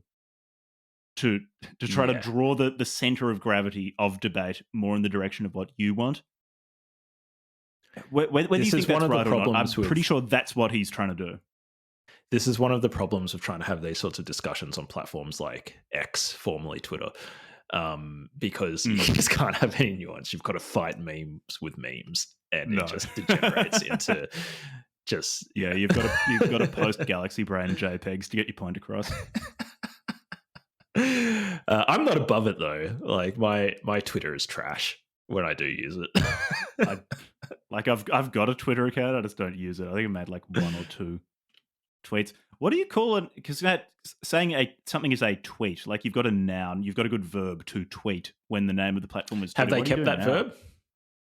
Exit? I don't know, but it doesn't make sense anymore. Yeah, it's a bit. Well, I could just go and use the Twitter app now and see what it says, but I'm not going to. I'd rather speculate. I'm going to say exit. Yeah, I'm going to exit. This is a theoretical, speculative podcast. We don't need to worry about any criticism. So we take the Hegelian approach. That's really interesting. So, do you think that this is an effective path, or in what ways do you think that this could be improved in terms of communicating to somebody who is pessimistic? One of the problems and real determining factors is scale. So I think the most effective thing in terms of changing someone's opinion if they are just habitually pessimistic about the direction of society, of technology, of the earth, etc., having existed in a sort of a pessimism predominant environment, which at least much of the Mm, West is, mm. the most effective thing is to have someone they trust talk to them for a long period about their concerns. Yeah. That is, I think, by far the most effective thing. That also scales very, very poorly. And I don't think that is the scale that Verdon is going for. So, What you're saying assuming is we that need we're limiting this to what is effective, what could you improve at the right scale that he is trying to do this on, of communicating to using millions of people. mass media or mass like social media with complete strangers, using until he was doxxed by Forbes magazine, using an Mm, anonymous or a pseudonymous Twitter account. yeah. That makes things much more difficult. But those set of constraints I think are important, because I don't think he's trying to go for the approach that, say, I have when I want to change people's minds, where I talk to people whom I know. Mm, mm, mm. I'm a whole lot more pessimistic about changing people's minds by At scale. talking to strangers, as as we're doing with this podcast. So what you're saying, Jack, is that we need a hardcore group of evangelical proselytizers to go out there. This is N- exactly what I'm Knock, saying. knock, knock, knock, knock. Hello, sir. Good morning. Have you heard about the good news? The techno-capitalist Have you heard about the utopia book of club the from future. hell? So what if we go down some of the list of the key points? We've sort of touched on a few of them, but maybe if you In want to terms stop of me improvement, at any of them. Oh, sorry. You're still going on improvement. Sorry.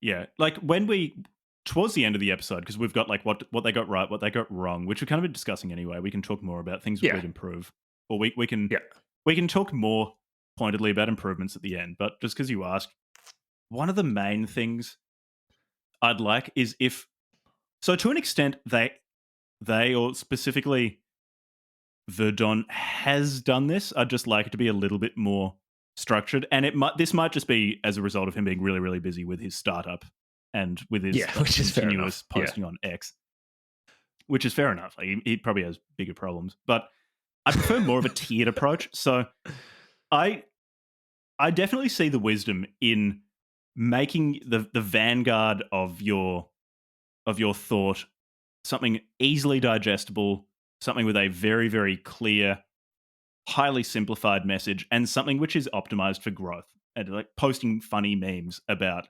acceleration is a way to Mm, do that, a way to mm, get people's mm. attention and to draw them in.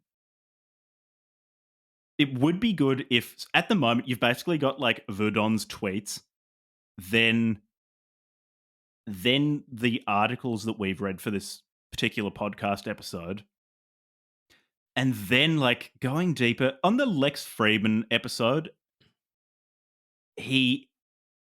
I think he talked about these things with a lot more nuance, and hopefully Yeah, now that for sure. now that he's willing to put his face and his name to his thoughts, there will be more of those nuanced conversations. We'll see. Mm, mm. But you've basically just got those levels, and I feel like what the F star is EAC, and the I keep forgetting the name of the article. Notes on EAC principles and tenants. Both of those are only really a step above posting image macros, at least to my mind, given that Mm, mm. like They're only they short take posts. scientific words or scientific concepts and just use those as hand waving devices. Like it's Mm, better than memes, but not much. mm, I would like there to be a tier of subtlety and of of depth of thought below these Substack articles that's more mm, substantial, that acknowledges some of the problems that Verdon did acknowledge when he was being interviewed. mm. Yeah. Yeah. That would be Yeah. probably the main way I would do this. At the moment, it's very much geared towards viral growth, which, but Hmm. if that's what they're going for, fine. I just think Mm. there needs to be a place to go for more depth once you've gotten past the point of haha funny accelerationist meme. Yeah. Yeah. Yeah. Fair enough. As someone with basically no social media following and no intellectual footprint, that's what I would do. Listen, Guillaume, whatever your name is, Guillaume. mate. Guillaume. Listen, All mate, I've sold Listen, like mate, 60 novels. Us two random internet I know what I'm people. talking about when it comes to We mass obviously marketing. know what's happening. Come on, take our advice. PhD, worked at Google on machine learning or whatever. $14 million in startup funding, been on Lex. You need to listen to us. Yeah. You need to listen to the professionals. No, clearly. How about not. you? What would you do? I think at a high level. So you want me to talk about improvements we could make, or any other? Or do you want to save improvements for later? We can talk about. I'll get to it a little bit. I shouldn't have asked you that question already, but that's all right. We'll get there. I was going to go through some of the key points, or I wanted to go through some of the key points with you. Yeah, we've touched on some that, of them, but then like when I get to one that you think is interesting to talk about or respond to, like you can just like say, "Oh, I'll pause slightly." I'll pause slightly in between the points and give you a breath to try to get in there. Okay, so key preempting my interruptions. Key points is energy, harnessing free energy. Key point number 2 is dissipative adaptation and thermodynamics. We've already covered that, I think. Key point number 3. And the energy too, sort of, it comes into the dissipative adaptation. So I expect when talking about external energy sources, they might say using hydrocarbon energies or nuclear energy or harnessing the wind power, solar power. Those are all different ways to harness this external energy source. Yeah, to create more complexity the idealized dissipative adaptive system. Then number 3 is, and 4, which I kind of put together, is like pro-population and pro-economic growth. Number 5 is pro-technology. Yep. Yeah. I think points 3, 4, and 5, all of those I expect they would see as drivers or drivers of acceleration. So you're trying to get more population because those are just more intelligent entities that could be accelerating economic growth. It's your only utility as a person is to accelerate the techno-capitalist machine. Yeah. In one way, so economic growth, in one way, you could view that also as free energy. So economic growth, it's providing resources that can then be put towards further economic growth, further technological improvement, and then technology as well. Like that's almost the thing being accelerated at the moment, given that Verdon seems to believe that improvements in intelligence are going to be technological. Which I like at the moment. That does seem like the most likely candidate. So, one interesting thing that I thought that you might have thoughts on is the idea around that he calls them. So, I'll just use a bit of his jargon. The jargon that he uses is a meta-organism. So, for example, an organization is a meta-organism. It's an emergent structure that is dependent upon the actions of the individual organisms interacting with one another. In this case, it's people, so it's about human action instead of just like an ecosystem, which would be like biological genetic action. So, or interactions. So then he talks about meta-organisms, which presumably is some sort of emergent structure that arises out of the interactions of many meta-organisms. So many organizations, many individuals all interacting in something like an economy, essentially, political economy. And then you get this thing, the main one that he talks about is, for lack of a better word, techno-capitalism, I think is the term he calls it. Mhm. He says this meta organism, which is techno-capitalism, which is harnessing more and more free energy and is becoming more and more complex and creating uh, grander and grander emergent structures. And it's this thing that we're accelerating, this techno-capitalism. Did you have any particular thoughts on this idea of meta-organisms, meta-organisms, and techno-capitalism? It's very Landian, like as in Nick Land. Yeah. In terms of the meta-organisms, I think it's a cool idea, and I think you can observe something like that happening. At the very least, you can observe when people start to work together and organize themselves at a sufficient scale. Oftentimes, the organized entity will behave in ways that no individual component of that entity, or at least most individual components of that entity, don't want personally. So, for example, you can have there have been political systems, say, where for very, very few within them, they actually want to be within that system, yet they all behave in such way as to promote that system and to promote the circumstances which make them unhappy. So, in some sense, you could see that system as a meta organism in that it actually has quite different goals to the constituent components of it. You could also view, I guess, maybe the capitalist free market you can view as a meta-organism in that it has all sorts of negative externalities that most, if not all people living within it don't want, yet they continue to behave in such a way as to promote the existence of the environment within which those particular negative outcomes occur. So I think there are definitely dynamics like that. Well, do you find One it thing is compelling? with meta. Sorry, Mm, I'll let you finish oh, that sorry. thought. What do I find compelling? Do you I find was the going to idea say of it's having this? just finish up. Just finish your thought.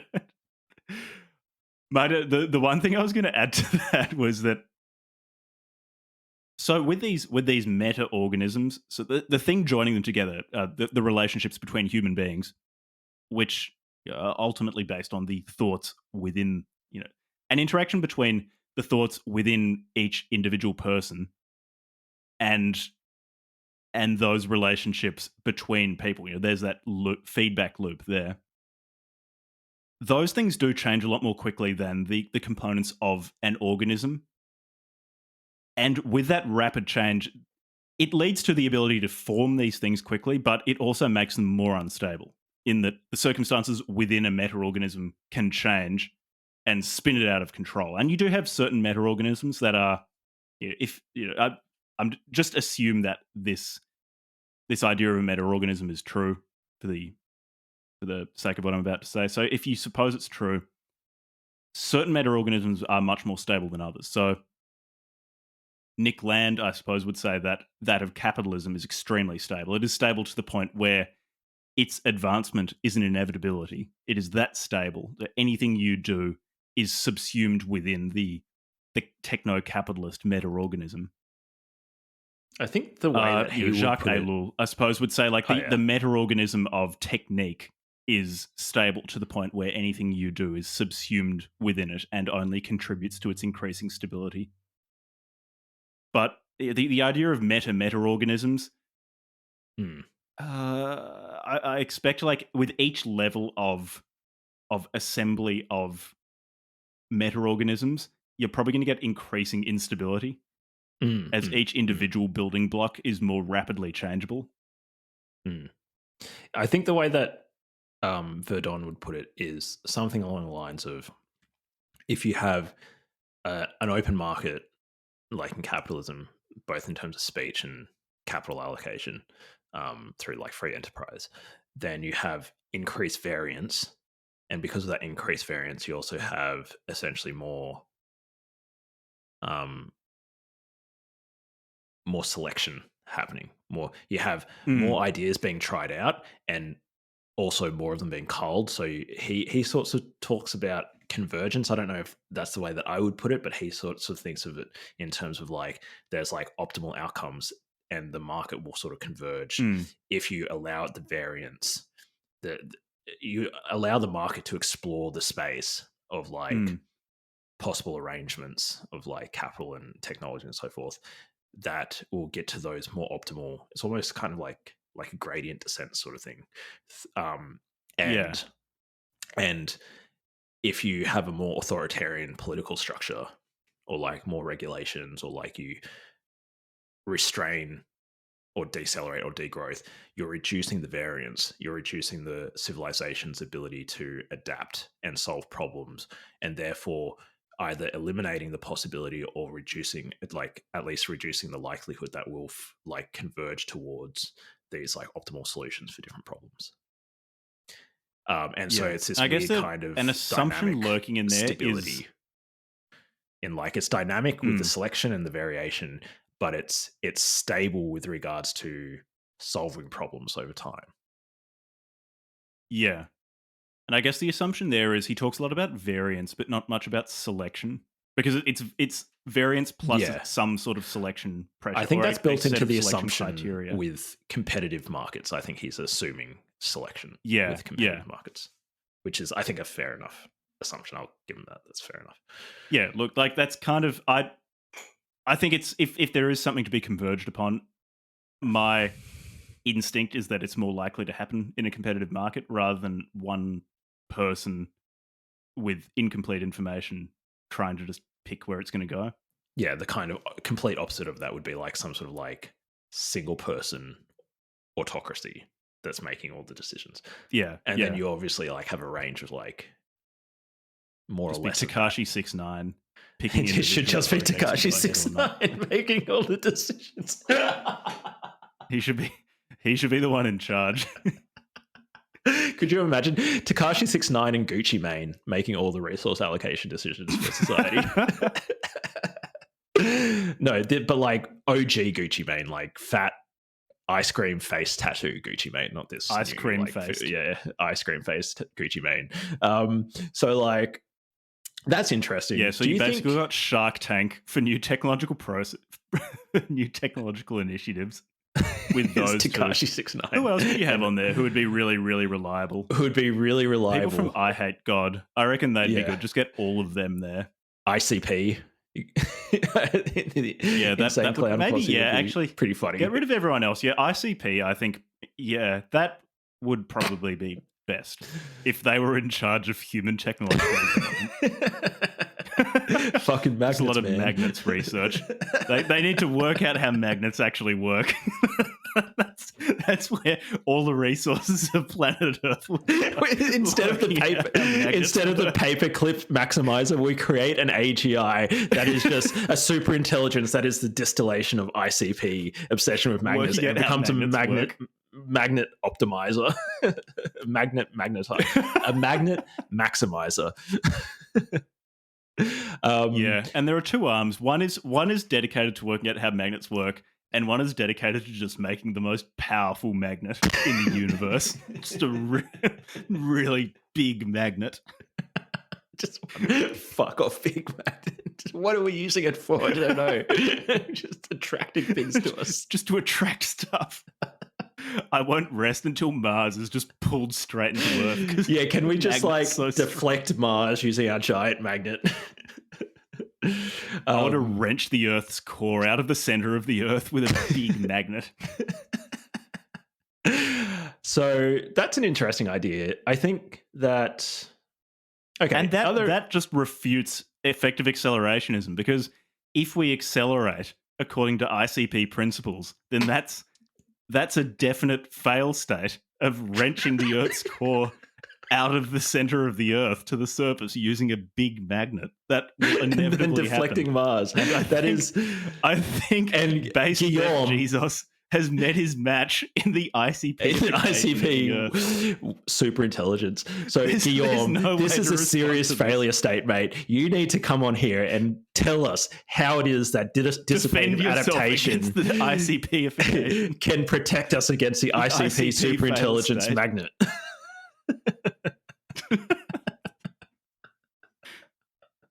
So sorry, I'm just gonna mute myself for a tick.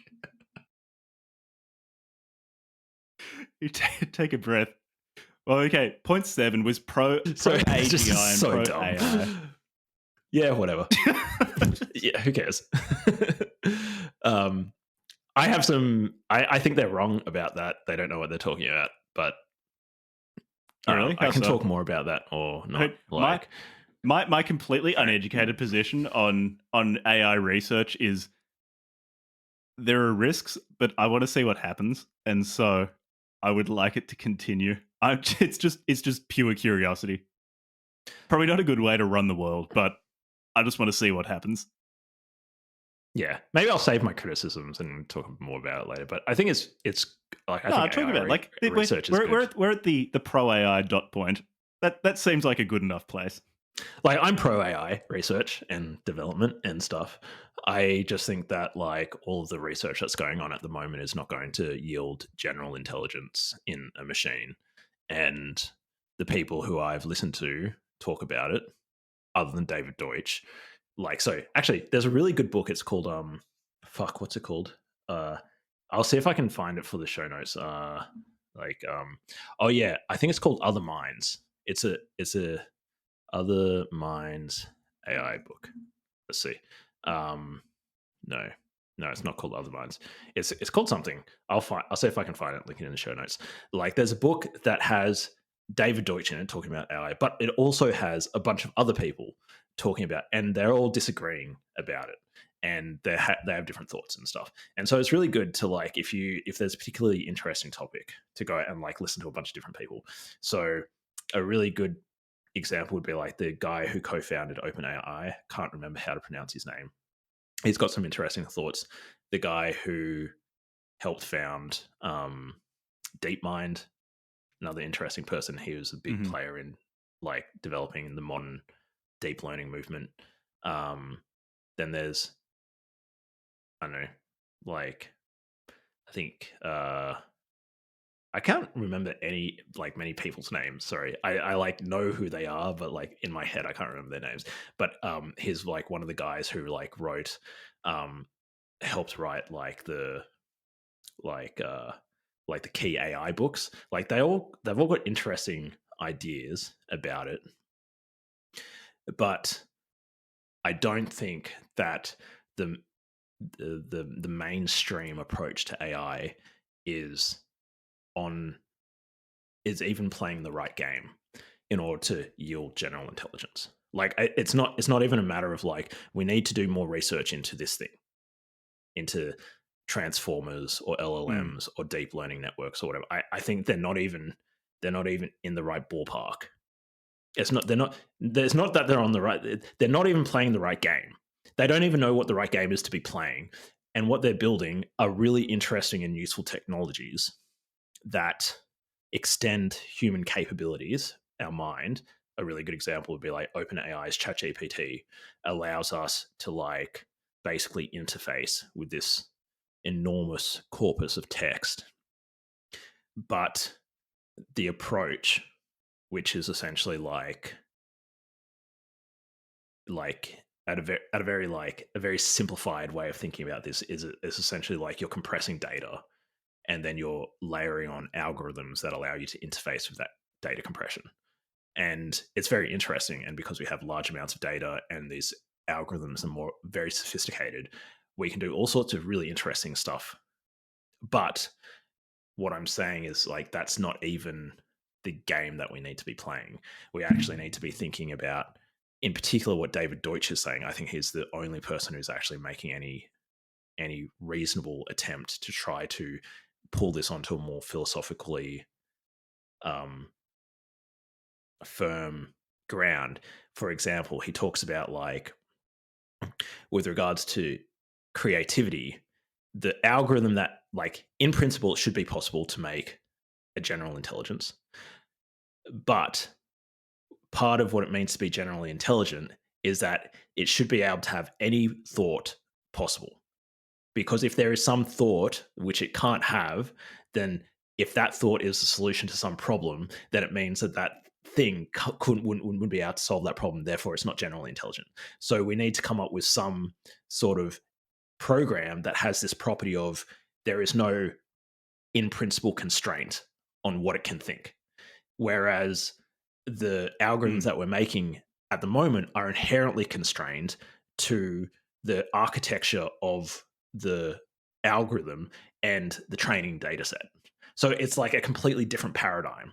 And we don't know what the paradigm needs to be, but at least David Deutsch in particular has started trying to come up with what are some of those properties that it should have, that general intelligence has. And so I just think that like people like Guillaume are just like, it's like we don't know what the right answer is, and we don't even really know where to start. It's good that they're making cool technologies. I think that's great. But the conversation around AGI and this idea of like making a super intelligence, it's not even on the books at the moment. And there's all this huff and puff about it. At least with, and it's like extremely I'll come in. preemptive. And it's last thing to say is that it's leading people to bring in regulations and to regulate the industry when the thing that they're worried about, this like super intelligence scenario, it's not even in this paradigm of machine learning research. It's not even, is like, in my understanding, it's not even a possibility. They're not even playing the right game. Yeah, with Verdun, I think like I provisionally agree with what you've said. I don't know enough about how intelligence arises to say whether it could arise by accident in a model or not. But with Verdun, I think he's talking less about AI in the sense of it's going to become intelligent in some sort of recognizably human sense and then fix all our problems. Because I think he mentioned that he doesn't like a lot of the discourse around so-called AGI. He says it's unhelpful because it sort of it sets the standard of an intelligence needing to be in some way anthropomorphic. Yeah, so and that's where it's sucking up the disagreement is. A lot of attention. So I don't want to rant too. I feel like I've ranted way too much on this episode, and it's bringing in regulatory scrutiny over something that may or may not happen or may not be relevant. So, like I think what you said makes a lot of sense, but I'm not sure. I just want listeners to know it's not really something that Verdun. So the reason why it's relevant, what I said is relevant. The reason why it's relevant, so then this will be part 2 to this Levi rant, is that it's not anthropocentric. Okay. He's mistaken. It's not a matter of anthropocentrism. Like, this is the fundamental issue that's at stake. It's whether or not, okay, one way to come at it is to think of like humans. We're trying to get like machines to replicate what humans are doing. The question is then, well, what are humans doing? Okay, well, one of the things that we're doing is we're creating explanations of the world. What is an explanation? An explanation is a story that accounts for a particular phenomena. Therefore, as a story, it's a collection or a sequence, or whatever you want to say, of symbols. So it's a symbolic representation of a phenomena, either a physical phenomena, a mathematical phenomena, a psychological phenomena. And what we're saying, or what I'm saying, is that an explanation is a physical entity that exists, an informational entity that can be instantiated in the world. And that is not anthropocentric. The fact that we can create something that is like Einstein's theory of general relativity, where we talk about, say, like mass differentials, that corresponded to the world in such a way that we're able to unleash energy in particles. That is not anthropocentric. That is a property of the universe, that these things can exist, an explanation, that symbolic representation can correspond to the world. And insofar as it corresponds to the world, it can enable transformations that weren't possible without that explanation being instantiated in the environment. And that's not anthropocentric. Humans are doing this thing, which is universally applicable. We have this capability to create these things, explanations, which transform the physical environment around us. It's non-anthropocentric, and there's nothing beyond it. There's nothing that a future, and the kind of clincher in this argument is that if you propose that there is some sort of intelligence beyond which humans are not capable of understanding, what you're saying is that this thing is not comprehensible, which means there is no explanation that we could put into correspondence with this phenomena. Therefore, it's incomprehensible. That is isomorphic to saying that this thing is supernatural. It's actually it just goes straight into, we couldn't distinguish between, is this a god? Is this like some other supernatural entity? And so just on principle, if you just want to be rational, you have to reject anything that leads into that sort of supernatural incomprehensibility. Either explanations can be created and they can correspond to any phenomenon in the universe, and then it's just a question of, are humans though that type of entity that can create explanations? So it's not anthropocentric. Like which part of Verdon is that? It's refuting his idea that it's anthropocentric, that AGI research is too anthropocentric. What we're trying to do is get to an entity instantiated on silicon that is capable of doing this same thing, which is creating explanations that are capable of corresponding to the world objectively. Like, it's really interesting. Like, we take for granted that this is what we do. This is just what people do all the time. But actually, like, if we come into contact with another alien civilization and they've created the technology to be able to like build skyscrapers and stuff, then one of the things I've discovered is like Euclidean geometry and like triangles and all that sort of stuff. And we'll be able to understand those things. The reason why that is because explanations exist independently. They have properties that can be spoken of autonomously and independently of the process that created the explanation. They're their own independent entity that needs to be understood in their own right. And one of the properties of explanations is that they can objectively transform the world in ways that those transformations couldn't have been brought about without that explanation being created. It's not anthropocentric. And for listeners, I'm pretty sure, is this based on something he said in the Lex Friedman interview, not in... Yeah, that's where he disagrees with. He disagrees. The Substack articles we read.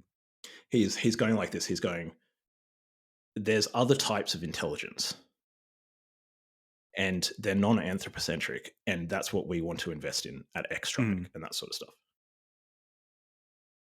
And I'm saying that explanations are not anthropocentric. They're a property of the physical universe. They have this thing called universality, this ability to, in principle, correspond to any physical phenomena in the world. And therefore, because they have this universality property, there's nothing beyond them. It's just like computational universality. There's nothing beyond universal computation. There's nothing beyond just explanations have this property of being able to correspond to the world. Yeah. Okay. Yeah, I don't know. Like, what else sorry, we got? This has just been a massive ranty episode. Sorry. Pro-space exploration and colonization. Yeah, sure. I guess that's just part of the... I like it. So they talk about how they want to increase the variance of intelligence throughout the universe, and I guess like a component of that, or a fairly obvious consequence of that, would be to spread human life or post-human life throughout space. Yeah, well, I like that. So, yeah, I like that. I like that too. I think like all of my quibbles are like very nitpicky, I suppose. So like, transhumanist. I don't know if they're nitpicky. So the thing about adaptive, about what is it? Adaptive equilibrium, or whatever it's called. Dissipative adaptation. That's it. Dissipative adaptation. Not necessarily leading to the places where the authors claim it leads. Like, that's not nitpicky. That's a fairly fundamental thing. Yeah. You know, Verdon's dislike of the term AGI is maybe a bit more nitpicky. Yeah. Like, it's not really something I'll fight over. That's extremely nitpicky. Sorry. Like, you know, I roughly know what he means when he talks about like artificial intelligence. So I'm willing to just accept that. Transhumanism, I think, is like, I'm roughly speaking, I probably have transhumanist elements. Like, I don't really see, like, we extend ourselves all the time with different technologies. Like, even this, like, our phenotype is already heavily extended. Yeah, and is sort of arbitrarily extensible, given what sort of technologies we can or can't make, including intellectually. So maybe as a crude dividing line between okay, our communication phenotype is extended by having access to a smartphone or having access to the internet. That's what allows us at the moment to communicate between Melbourne and Hobart. Like that's not transhumanist. I suppose where maybe the dividing line comes in is where you start implanting things or modifying the human body to expand phenotype is stim packs. Yeah. Is I guess where maybe, at least for the purposes of us talking about this, we can put the dividing line as to where does technological improvement that is not transhumanist end and where does transhumanist technological improvement begin. I guess I don't really have an in-principle problem with transhumanism. I worry about the implementation, of course, like your eyes stop working because you failed to pay your subscription fee for for your eyeballs or something like that. Yeah. Or having it auto-generated advertising beamed straight into your visual cortex. Or, your teeth's firmware update didn't go right and now you can't eat anything. That sort of stuff I find very threatening, and I don't trust companies much anyway, let alone trusting them with my bodily integrity. Yeah. There are a whole lot of practical problems that I have, but I guess I don't philosophically have a problem with transhumanism. No. I mean, I'm looking forward to hopefully being able to get my eyes lasered, so I no longer have to use like external refraction correction, and my eyes just refract the light properly because some crazy doctors like lasered my eye. That would be cool. And that is just an example of like we do this sort of augmentation all the time. So you're talking about returning to baseline. I want to go beyond baseline. You want to go beyond? I want like an insert where like I want 25x zoom. Yeah.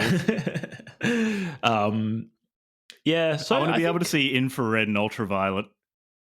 I think what they got right. There's a whole world out there that we could be interacting with, like those the mantis shrimp. I want like 15 new. Yeah, I want that. I want that. Yeah. So, or even a third arm. You know, when you're carrying something, you need to open a door or something. There are so many quality of prehensile tail of the human body you could make. Prehensile tail. Just a third arm coming straight out of your sternum. Just imagine like you could hold a big plate of food with two hands and feed yourself. I mean, you can already do that by mushing your face into it like an animal, but I want to do it with dignity.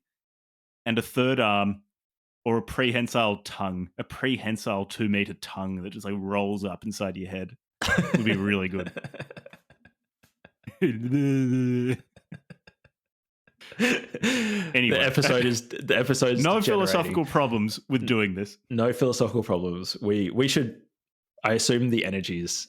I've had so much. If it's not obvious, I've had a fucking heap of coffee this morning, like just to like blast through this episode. So, are you coming down the other side? No, I'm fine. How are you going? How's your energy Your levels? caffeine pump's not working. Yeah, I'm fine. Yeah. Okay. Cool. Well, I can keep on going. Like, fucking give the listeners more fodder to like. Let's keep going. Let's deliver some value. Let's deliver more value. I don't know. Like, I feel like my rants, like sometimes I'm thinking out loud, and so they might not make a lot of sense. But also, like thinking out loud is sometimes the way to sort of like process what your actual position is on things. Even if what I'm saying doesn't make a lot of sense in the moment. I'll try and get better at communicating. It's better if you record and publish it. Yeah, record and publish it. Maybe I'll get better at explaining these things. You know, some people are really good communicators. We'll get better. Well, I'll get better. I think you're pretty good, Jack. So one of the things that... We're both perfect. Why don't we talk about what they got right? Yeah, okay. I think the biggest thing is just the directionality. I like the optimism of it. And I like the idea that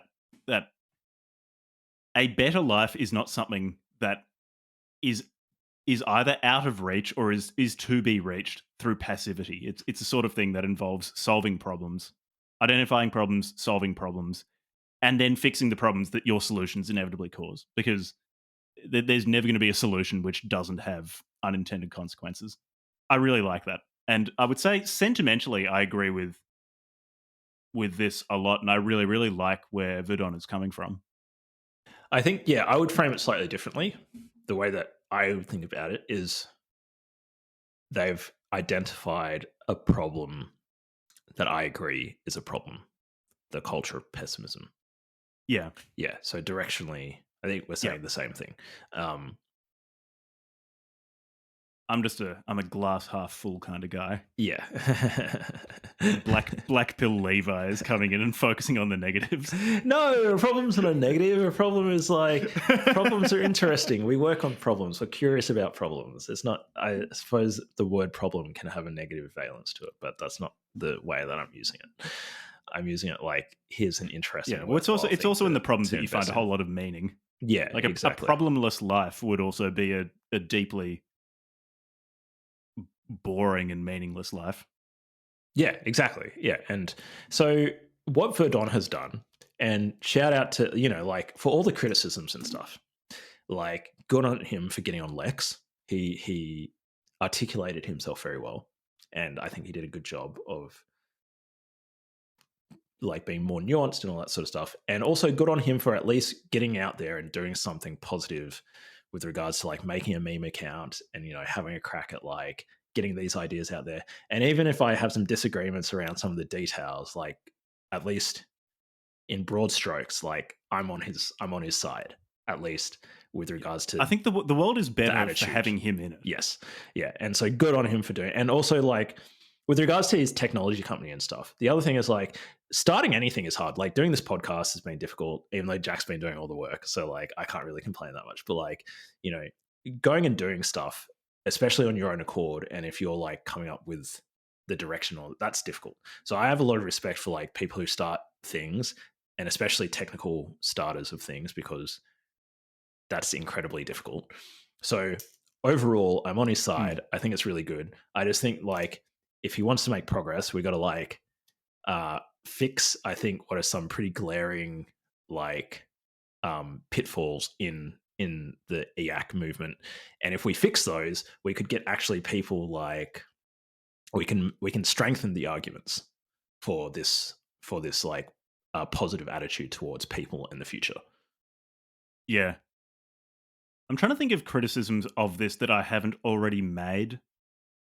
I don't think I've mentioned, so they bring up this concept of the will of the universe, and that is a quote from, I'm pretty sure, What the F Star is EAC, that article. And I don't really like these sort of arguments of just saying, oh, well, there's this force that inevitably leads to this outcome that I like, or some particular outcome. What we are doing is in accordance with the will of the universe. And therefore, not only will it inevitably happen, but it's normatively, there's a normative statement. You should act in accordance with the will of the universe. Yeah, which to is me, why that's browbeating. Why you should try to accelerate. And I don't like that. That's kind of like saying, well, something is natural, and so you should do the natural thing. Okay, so why don't we frame our criticisms like this? Let's say you're talking to me. Say I'm Guillaume Verdon, or we can pretend he's in the room with us. And what we're trying to do is like, let's work with you to try and strengthen these arguments. This browbeating people with physics, jargon, nonsense, and pseudoscience, and quote unquote the will of the universe, like this is very much weakening his argument. This is making it very, very easy to attack. And also, it's just not true. Like, this is not the will of the universe. The universe doesn't have a will. It's just not true. Like, there was a bit. So I kind that's of. That's why I called it in our chat. I called it religion for nerds. Like, I think this is just religion for nerds. This is like, yeah, it definitely has a religious tenor, and I would be more sympathetic to the if not the will of the universe, then at least some of the language in these articles which ascribe some sort of intentionality to the universe. I'd be more sympathetic to that and more willing to view it as just. Human beings tend to ascribe human characteristics like intentionality. Yeah, you want to talk about anthropocentrism. We're used to dealing with other humans, and we occupy human subjectivities. I'd be more willing to just see that. Yeah, I'd be more willing to see that as just an artifact of how humans communicate. if the rest of the article wasn't so intentionally mathematized or using so many mathematical and physical concepts and using a lot of that terminology. Those two things I don't think really go together well. But in general, those will of the universe normative arguments, or this is what is natural, those sort of arguments, I don't like because it's so easily varied. Like you can just kind of say anything and then say it's natural, or this is what the universe wants, or this is what X wants, therefore you should do it. This is what big force. And of course, so you should do it. The question is always like, who gets to interpret the will of the universe? Well, of course, in Guillaume's universe, in Guillaume's world, it's the physicists. It's the people who have sufficient knowledge about thermodynamics or whatever who get to interpret and then deliver up from Mount fucking Sinai, come down and tell us, oh, well, this equation says that we have to increase free energy or whatever. Therefore, just get on board and start building. Like, to me, that's extremely weak. It's setting up this new, like, no, physicists, computer scientists, whatever, you don't get some special privileged position to like use arcane jargony stuff. Like, communicate clearly and like don't try to, as you said, like turn like observations about the universe into normative statements about how we should construct our lives and our civilization. I think there's a huge gap. Yeah, it should be based on how many hours of Gears of War 2 on Xbox 360 you've spent. I think that's actually far more meaningful. It's not about knowing about physics. Oh my god, Gears of War 2 is such a fucking good game. That was just an outrageously good game. Revelation when I was a teenager. Yeah, amazing. Just chainsawing. You just gave me like a big meaty man. It's like flashbacks. That's Vietnam a future I want to accelerate towards. You just gave me Vietnam War flashbacks to sitting in your own sweat Levi. As a smelly teenage boy playing Gears of War 2 for just hours on end. So good, such a good game. Yeah. Just outrageous. Just one of those games, like in multiplayer. Sometimes you play a game and you're just like, how the fuck did they make this good? It's just crazy. That was one of those games. I have no idea how good it is. All of my memories of it, I'm certain, are through rose tinted goggles. But yeah, true. Oh wow, yeah. So anyway, can I? So I'm still talking to Verdon about Gears of War 2, and he's enthusiastic. Egging you Gears on. of War 2 was really, really good. So could I talk about my response to it? I'll try to keep it under 15 minutes. My rant. Okay, so at a high level, the challenge is specify the content of a future theory without actually giving me the theory. That's the challenge. In other words, as Popper put it, Popper wrote this 50 years ago. The reason why I bring up Popper was some of this stuff to me, it's like the ideas are not new. And actually more people who are scientists and engineers and stuff should actually know about this stuff, or technologists should actually, or like, this is like old hat. We shouldn't be having this conversation. Everybody should be on board with this already. But, sometimes ideas just take a long time to seep out into society. What Popper was saying was like, I think the way that he put it, which was a really elegant way of putting it, is if you actually specify the content of a future theory, you have no longer made a prediction, you have made a retrodiction, because you have just created the theory. So there's a logical impossibility of actually saying what Popper was basically saying is like, if a system is affected by the growth of knowledge, in particular explanatory knowledge, but it can be generalized to genetic knowledge as well, explanatory knowledge has this property where if you specify its content, you've just created the knowledge. So therefore, we can't actually know what the future explanatory theories are. Like, we don't know what the dark energy theory is, what the future theory of dark energy actually is, without actually creating it. We don't know what it will be. And as an implication of that, because new knowledge unlocks transformations in the world, new transformations unlocks new abilities for us to do things, we also don't know what the consequences of that new knowledge is. Therefore, systems like a civilization that is affected by the growth of knowledge has this strange property of being not just like unpredictable in the sense of like complex systems are computationally intractable and it would require more resources for us to like simulate the system than we actually have access to physical hardware to do. That's one type of unpredictability, which is an argument from intractability. It's not the same argument. It's a different argument. It's an epistemological argument. And the epistemological argument is that because of this property of creating knowledge, predicting the content of new knowledge is actually creating it, that the future of a civilization is actually inherently unpredictable, especially if it's a civilization that is static and is not creating new knowledge and they're just reinstantiating the same memes generation to generation. You can make a prediction because you can just say, well, in 10 generations, they'll probably be doing the same thing because like that's what the memes are doing. They're like hardening the behavior of the people in the society. But if it's an open civilization like ours with criticism and institutions that allow change and technological development and economic growth, actually there is this thing where the creative imagination of people will generate new ideas that we literally cannot predict.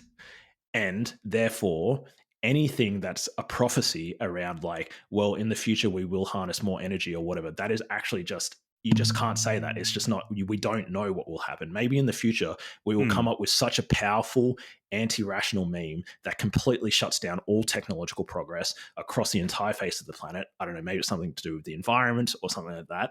And everybody gets on board and adopts this idea, and then we just shut down the civilization. That is something that could happen. And just hand waving some thermodynamics and trying to get away from it like doesn't deal with this issue. In Verdon's defense, to that, I really don't think he's saying that this sort of development is... It's unclear whether he's saying this development is inevitable for humans. I think he's saying that, like, at a universal scale, yeah, it's going to happen. If it's not human intelligence, then it'll be the term that he uses is says, very specifically with humans. So at that more parochial level of the human species, he acknowledges that we can come up with anti-rational memes which prevent us from accelerating, which is part of the motivating force behind effective accelerationism, to encourage us to continue to technologically develop. I guess where the determinism comes in is with if we continue to technologically develop, then it's going to go in a direction that is in some way positive. It's with the will of the universe. It's going to be generating more and more and more and more and more intelligences. No, he says it. He says it in an even more arcane way than that. He skirts around saying inevitable. Yeah, but I'm trying to demystify it. He says the probability space or the probability distribution of the future exponentially favors configurations of matter that consume more energy. That's what he says. In other words, what he's saying is like, of all the possible futures, the one that's most likely to happen is the one in which there's a civilization that's harnessing more and more free energy. Therefore, just get on board and build and be a part of that part of the probability distribution rather than like the part that collapses or something like that. So he's not quite saying it's inevitable. So I guess he's saying this like probability like sleight of hand, but essentially what he's saying, the heart of it is still he's arguing for the inevitability of this. And I guess like what I'm saying is, like I agree with your criticism, and I guess an additional layer of nuance is that at a universal scale, your criticism of him seems to hold true. Like he does seem to be saying that at least, there's a massive probability that you're going to get this accelerating intelligence. At a more parochial level, at the human level, I guess effective accelerationism is addressing these local problems for human beings at this particular point in time of trying to fight against anti-rational memes so we can be the intelligence that continues along this accelerating curve. Yeah. So if we're in the part of the conversation where we're talking about what did they get wrong and how can they improve it. So what I'm saying is like, this is a deep issue. Oh, I just assumed that was where we were. Yeah. So that's where we are. So what I'm saying is this is a deep issue with the entire idea of prophesying the future, whether you're a techno-optimist or a techno-pessimist or whatever you're trying to say. Like, for example, the argument that I just brought forth also applies against somebody like Toynbee, or who's the guy who did the original like geometric versus linear, like geometric population growth versus linear population growth. You know, the goddamn, I'm seriously blanking on this. Malthus. Like this argument applies across anybody who wants to make these sorts of predictions and then normative, what would you say, whether they're imperative, like are they saying you should act like this, or it's in your interest to act like this? Anybody who's like making these sorts of large scale predictions about the civilization is wrong. They can't do that, and therefore also their normative conjectures that they layer on top of those predictions are also just not tenable. So if we want to improve his ability, Verdon's ability to like combat these anti-rational ideas, what I'm saying is let's get rid of that argument. Let's not try to browbeat people into conformity with our argument by setting up an authority in our prediction. Let's instead like directly criticize the pessimists. The pessimists are saying people are bad. The pessimists are saying technology is dangerous and we shouldn't develop it. They're saying all these things. Okay, we don't need to set up an authority in thermodynamics or something. That's actually weakening our position. Let's focus more on like taking down these specific like bad ideas. Yeah, I guess where I would improve on it is mostly, I think I've already said, I think actually having almost a vanguard part of your outlook on the world or your philosophy, however you want to define it, which is optimized for spread, is a reasonable strategy. And that's, I guess, being generous, you could say, because EAC is still quite new, that explains why almost all the content of EAC is within that high spread, fairly low nuance space. Where I would improve it would be, having places you can go once you've gotten sick of the memes, once you've gotten sick of the articles which we read for this episode, which are a cut above memes, but are still kind of wobbly or a bit, for all their pretensions of or to mathematical discipline, they're kind of sloppy. I would want places which are more nuanced. Yeah, it'd be good that would be what I would want to improve on, and getting rid of the sort of magical will of the universe thinking, because I think that just makes it.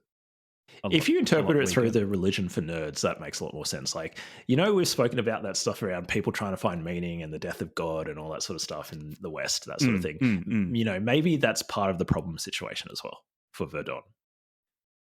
Yeah, it could be. I guess then the problem with that solution is, I think, making an arbitrary religion or network of meaning which has obvious holes in it is going to cause a lot more problems down the line than it solves.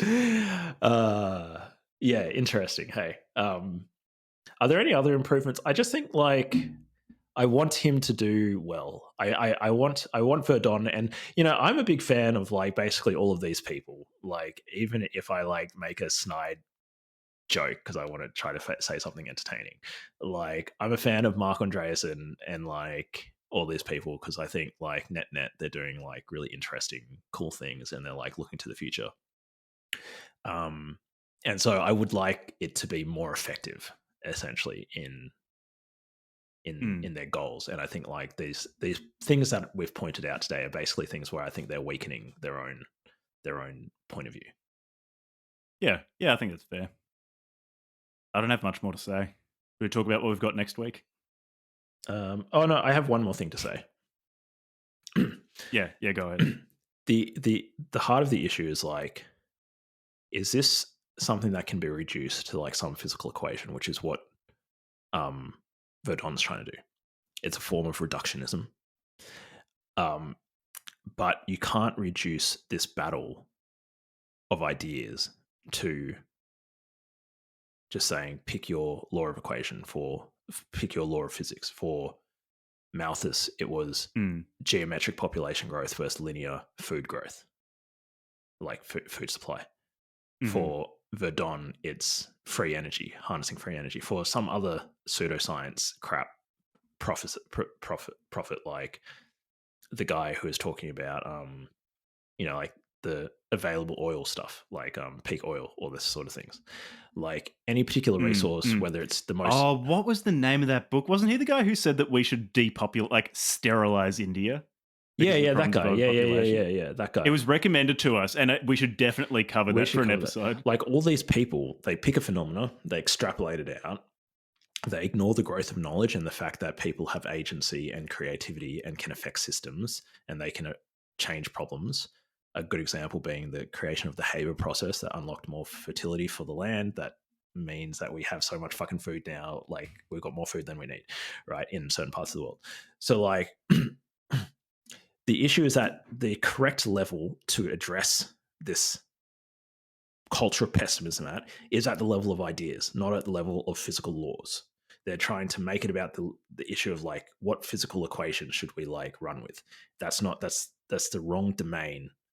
You need to attack this issue at the level of ideas. And the level of ideas is there's some ideas around people are bad, that humans are bad, that growth is bad.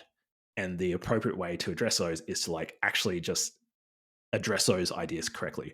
And the reason why I say this is because Peter Thiel makes a very interesting point, which he says like it was like a year or two ago, he released this like discussion, I don't know, whatever, on YouTube, where he talks about like it feels like in the modern scenario, he calls it sailing between Charybdis and Scylla from the Odyssey, like Odysseus sailing between these two sea monsters. Mm-hmm. And on one side, Thiel says like on one side is the kind of CCP authoritarian type, like hyper AI surveillance state. And on the other side, we've got like, I don't know, pick your other problem, like whatever other problem, like environment, like I think he's talking about the environmental stuff.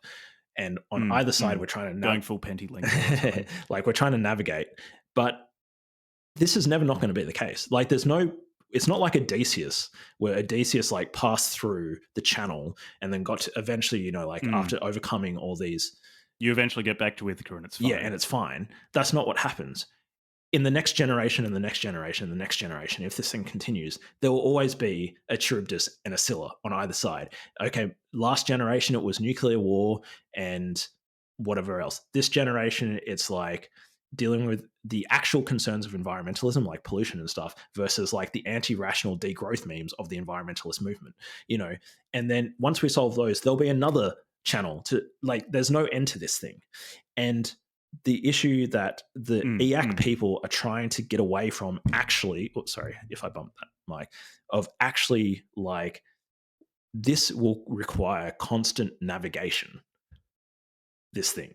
And you don't just get to reduce it to rather than just if you just do this one thing, then everything's fine. If you just keep building, everything's fine. And the final piece of it is that, and maybe you'll have something to respond to this, is it's also like I love technology, I like programming, I like science, all that sort of stuff. I love it. I'm very pro technology, but also it's another. So the two key forms of reductionism that Verdon has done here is one, reducing this issue of like the battle of ideas to like an equation. And the other form of reductionism that he's done is he's reduced everything to techno-capitalism. But like the market, as much as I love the market and all that sort of stuff, doesn't exist just without institutions, for example, democratic institutions, media institutions, educational institutions. So there's all these other considerations, the laws, what taboos exist within a society, like what things can you speak about and can't you speak about, even if it's not illegal. Like there's all these sorts of other things that are required to make this whole thing, civilization thing, work. That is not just technology. And it's, as much as it pains me to say that, it's not just a matter of technology, and it's not just a matter of capitalism and resource allocation. Actually, you need to engage people around things like traditions and institutions and education. Like those things matter as well. And we can't just reduce it all to just build more technology. That's just not a sufficiently sophisticated way to approach this issue. Yeah, I have very strong opinions on this because we've talked about this a lot. How I'm just trying to bait you, Jack. Like I'll be generous to Verdon and say that I don't think he's specifically saying this. This might be more it's more Yeah. of a mission. So Yeah. he's True, focused true, on true, true. fighting against technological degrowth, and as such, he's not talking about Yeah. That's fair. moral philosophy or Yeah. how a person should behave outside of accelerating technologically and building. Additionally, he might be indirectly addressing this by saying he wants a high variance society. So that might also, like, that itself, I guess, is some sort of statement of the sort of thing that ethics. he wants. But it's not a new phenomenon. It's been around for a few decades now, but unfortunately it does seem to be accelerating. This idea of basically taking utilitarianism as a value neutral proposition, of basically saying, oh, well, we're just going to maximize for human happiness or reducing suffering or some other very, very ethics laden pursuit, but pretending that we are objective, we're if not effective altruists or some other form of utilitarian. We don't need to worry about what we're doing, why we're doing it. We know what we should do objectively, and all we need to do now is mathematically optimize for it. It's an incredibly lazy approach to life to pretend that all of the metaphysical problems in life are solved. All of the problems of how should we live, how should we relate to each other, are merely technical problems that are solved either by administrative technocrats optimizing for how we should behave in society and telling us what to do, or us just coming up with new technologies which are a priori good so long as they contribute to some sort of base animal comfort, which utilitarianism seems to optimize for. It's it views humans as purely a stomach and nothing more, and so long as you can make technologies which please the stomach, then we don't need to actually think about why we're here. And you can see it, at least empirically, it's not a very good approach because a lot of people are miserable. Like, mental health is getting worse. People are committing suicide more often. People are unhealthier. People feel like they have less meaning. Our utilitarian world of just ignoring any problem that you can't bang a nail into is not working. But technology isn't. Levi knows that I feel strongly about this, and we actually do, as a society, need to bother thinking about this. We do need to think about philosophy more, and think about philosophy in a more constructive way than sort of oppression Olympics, which seems to take up most of the mental bandwidth at in sort of an academic philosophy at the moment. The thing is, though, it's like there's all that. I'm not quite sure, though, that Verdun is part of that problem. I suspect, or maybe generously, I'll just say that he's not addressing that at the moment with this. He's focusing on addressing the problem of particularly technological doomerism. Okay. I'm happy to dial back. Maybe I'm not maybe sure. I'm reading I guess too much I'll just say, like, I'm not quite sure where he falls on that. Yeah, it's hard to he certainly might be. To me, if it's not Verdun specifically, subscribing kind of to brain dead utilitarianism, but I'm not sure. It seems like the general idea, whether it's George Holtz or like all the people who or like Shkreli or whoever, it's just like, just build more technologies, like make more wealth and stuff. And yes, wealth and technology is great, but like that's not the only important part of a society.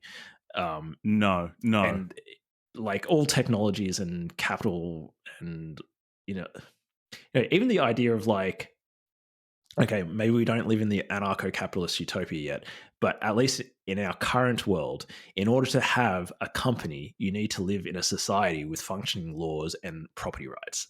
You don't have technological growth in the Republic of Congo, in part because they don't have these other institutions that matter.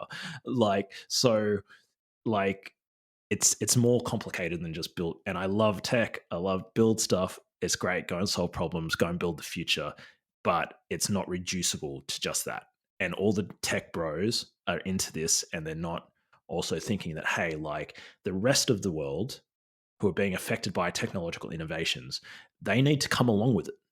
if this is a good way to go forward and to solve our problems and to like address social problems, we actually do need to like bring people along, not just beat them over the head with equations and jargon and stuff. And also bring people along towards what? Because there does seem to be a real like a vision of the millenarian future. or messianic, depending on how you view the singularity, strain to this, where a lot of the time, and it's hard not to view this ungenerously as laziness.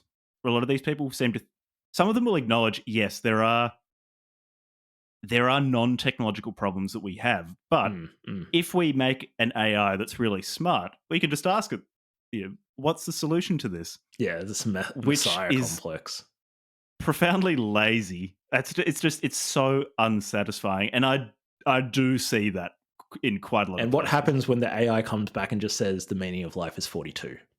Then what? Then what do we do? Yeah. Then you optimize for 42, obviously. Yeah, really then interesting. You get the next Sam Bankman-Fried perpetrating the next FTX because he's just optimizing for 42, and you don't need to consider other anything else ethical. I do have a decisive takedown of all utilitarian-based thinking, whether it's like util optimization or Verdorn called it something else. Like he didn't use utils, he used some other word. Hedons. He called them hedons. Like, I do have, which is probably a more honest take than utils. But the most decisive, the very quick rundown of the refutation is roughly that in order for any of these things to be quantified, they need to be put into correspondence with at least one type of number.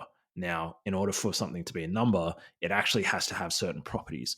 One of those properties is that for any two elements in a number set, you have to be able to say whether or not the two elements are equal, and if they're not equal, which is greater than the other. Well, the thing is, with human preferences, as you know, if you value something, three things, it's possible to value A more than B, and B more than C, and value C more than A. People do that all the time with their preferences. And because of that, for those three things, you can't actually put them into correspondence with any numbers.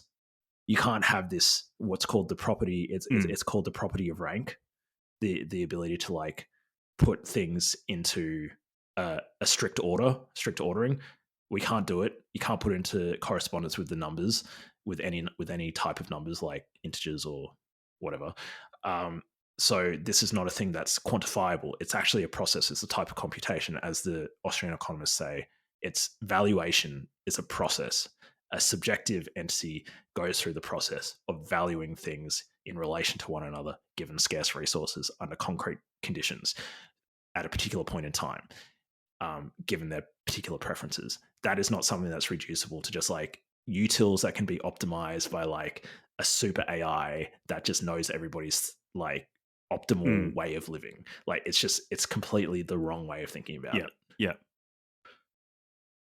Well, it's even more fundamentally this idea that the correct way of living is necessarily some sort of endpoint. Like it's this. Well, it's a static state descent that you can reach, and it's just fine because it might actually be a process. Like it's in approaching some sort of way of living or in orienting yourself towards something. It's in that activity itself is where the meaning comes from. Yeah, and also the idea that there could be an optima. Like in a lot of Guillaume's thinking, he talks about like there being some, whether it's a local optima or a global optima towards which you can converge. It's like you're using the wrong, the word that the tech bros like to use. Like if you read it, like Farnham Street and stuff, they talk about mental models. So the idea that you have like some construct in your head and you see if you can use that construct to explain the world. Like in this particular case, the idea of sort of gradient descent like optimizations of some state space is actually it's not the appropriate mental model to analyze these sorts of things. There's not like an optimal number of hedons that the civilization can achieve, and we just need to figure out how to arrange material processes to like optimize those hedons. It's just like the wrong type of thinking. Yeah It's really interesting learning about this, though. Like, I am glad that there are movements like this that aren't just technical doomers. And I'm really glad that he did a full 2 or 3 hours with Lex. That was good. And hopefully he'll do 6 hours with us. Oh man, could you imagine like us We get him trying to read to the actually Tate Bible interview for next episode. somebody? Bring him on. Man, maybe we need to like. It would be cool to try to like develop that skill of interviewing people, but man, I would need to learn how to shut the fuck up.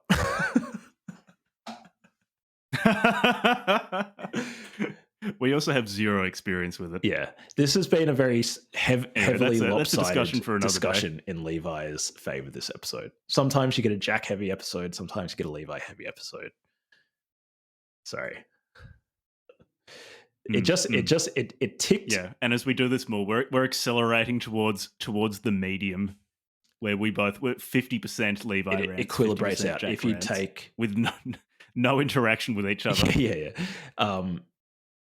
I think the funny thing about this was simultaneous rants, because that would cut down the length of episodes too. If we don't even bother waiting for each other, we just talk at the same time. For me, it's like it just ticked all the like.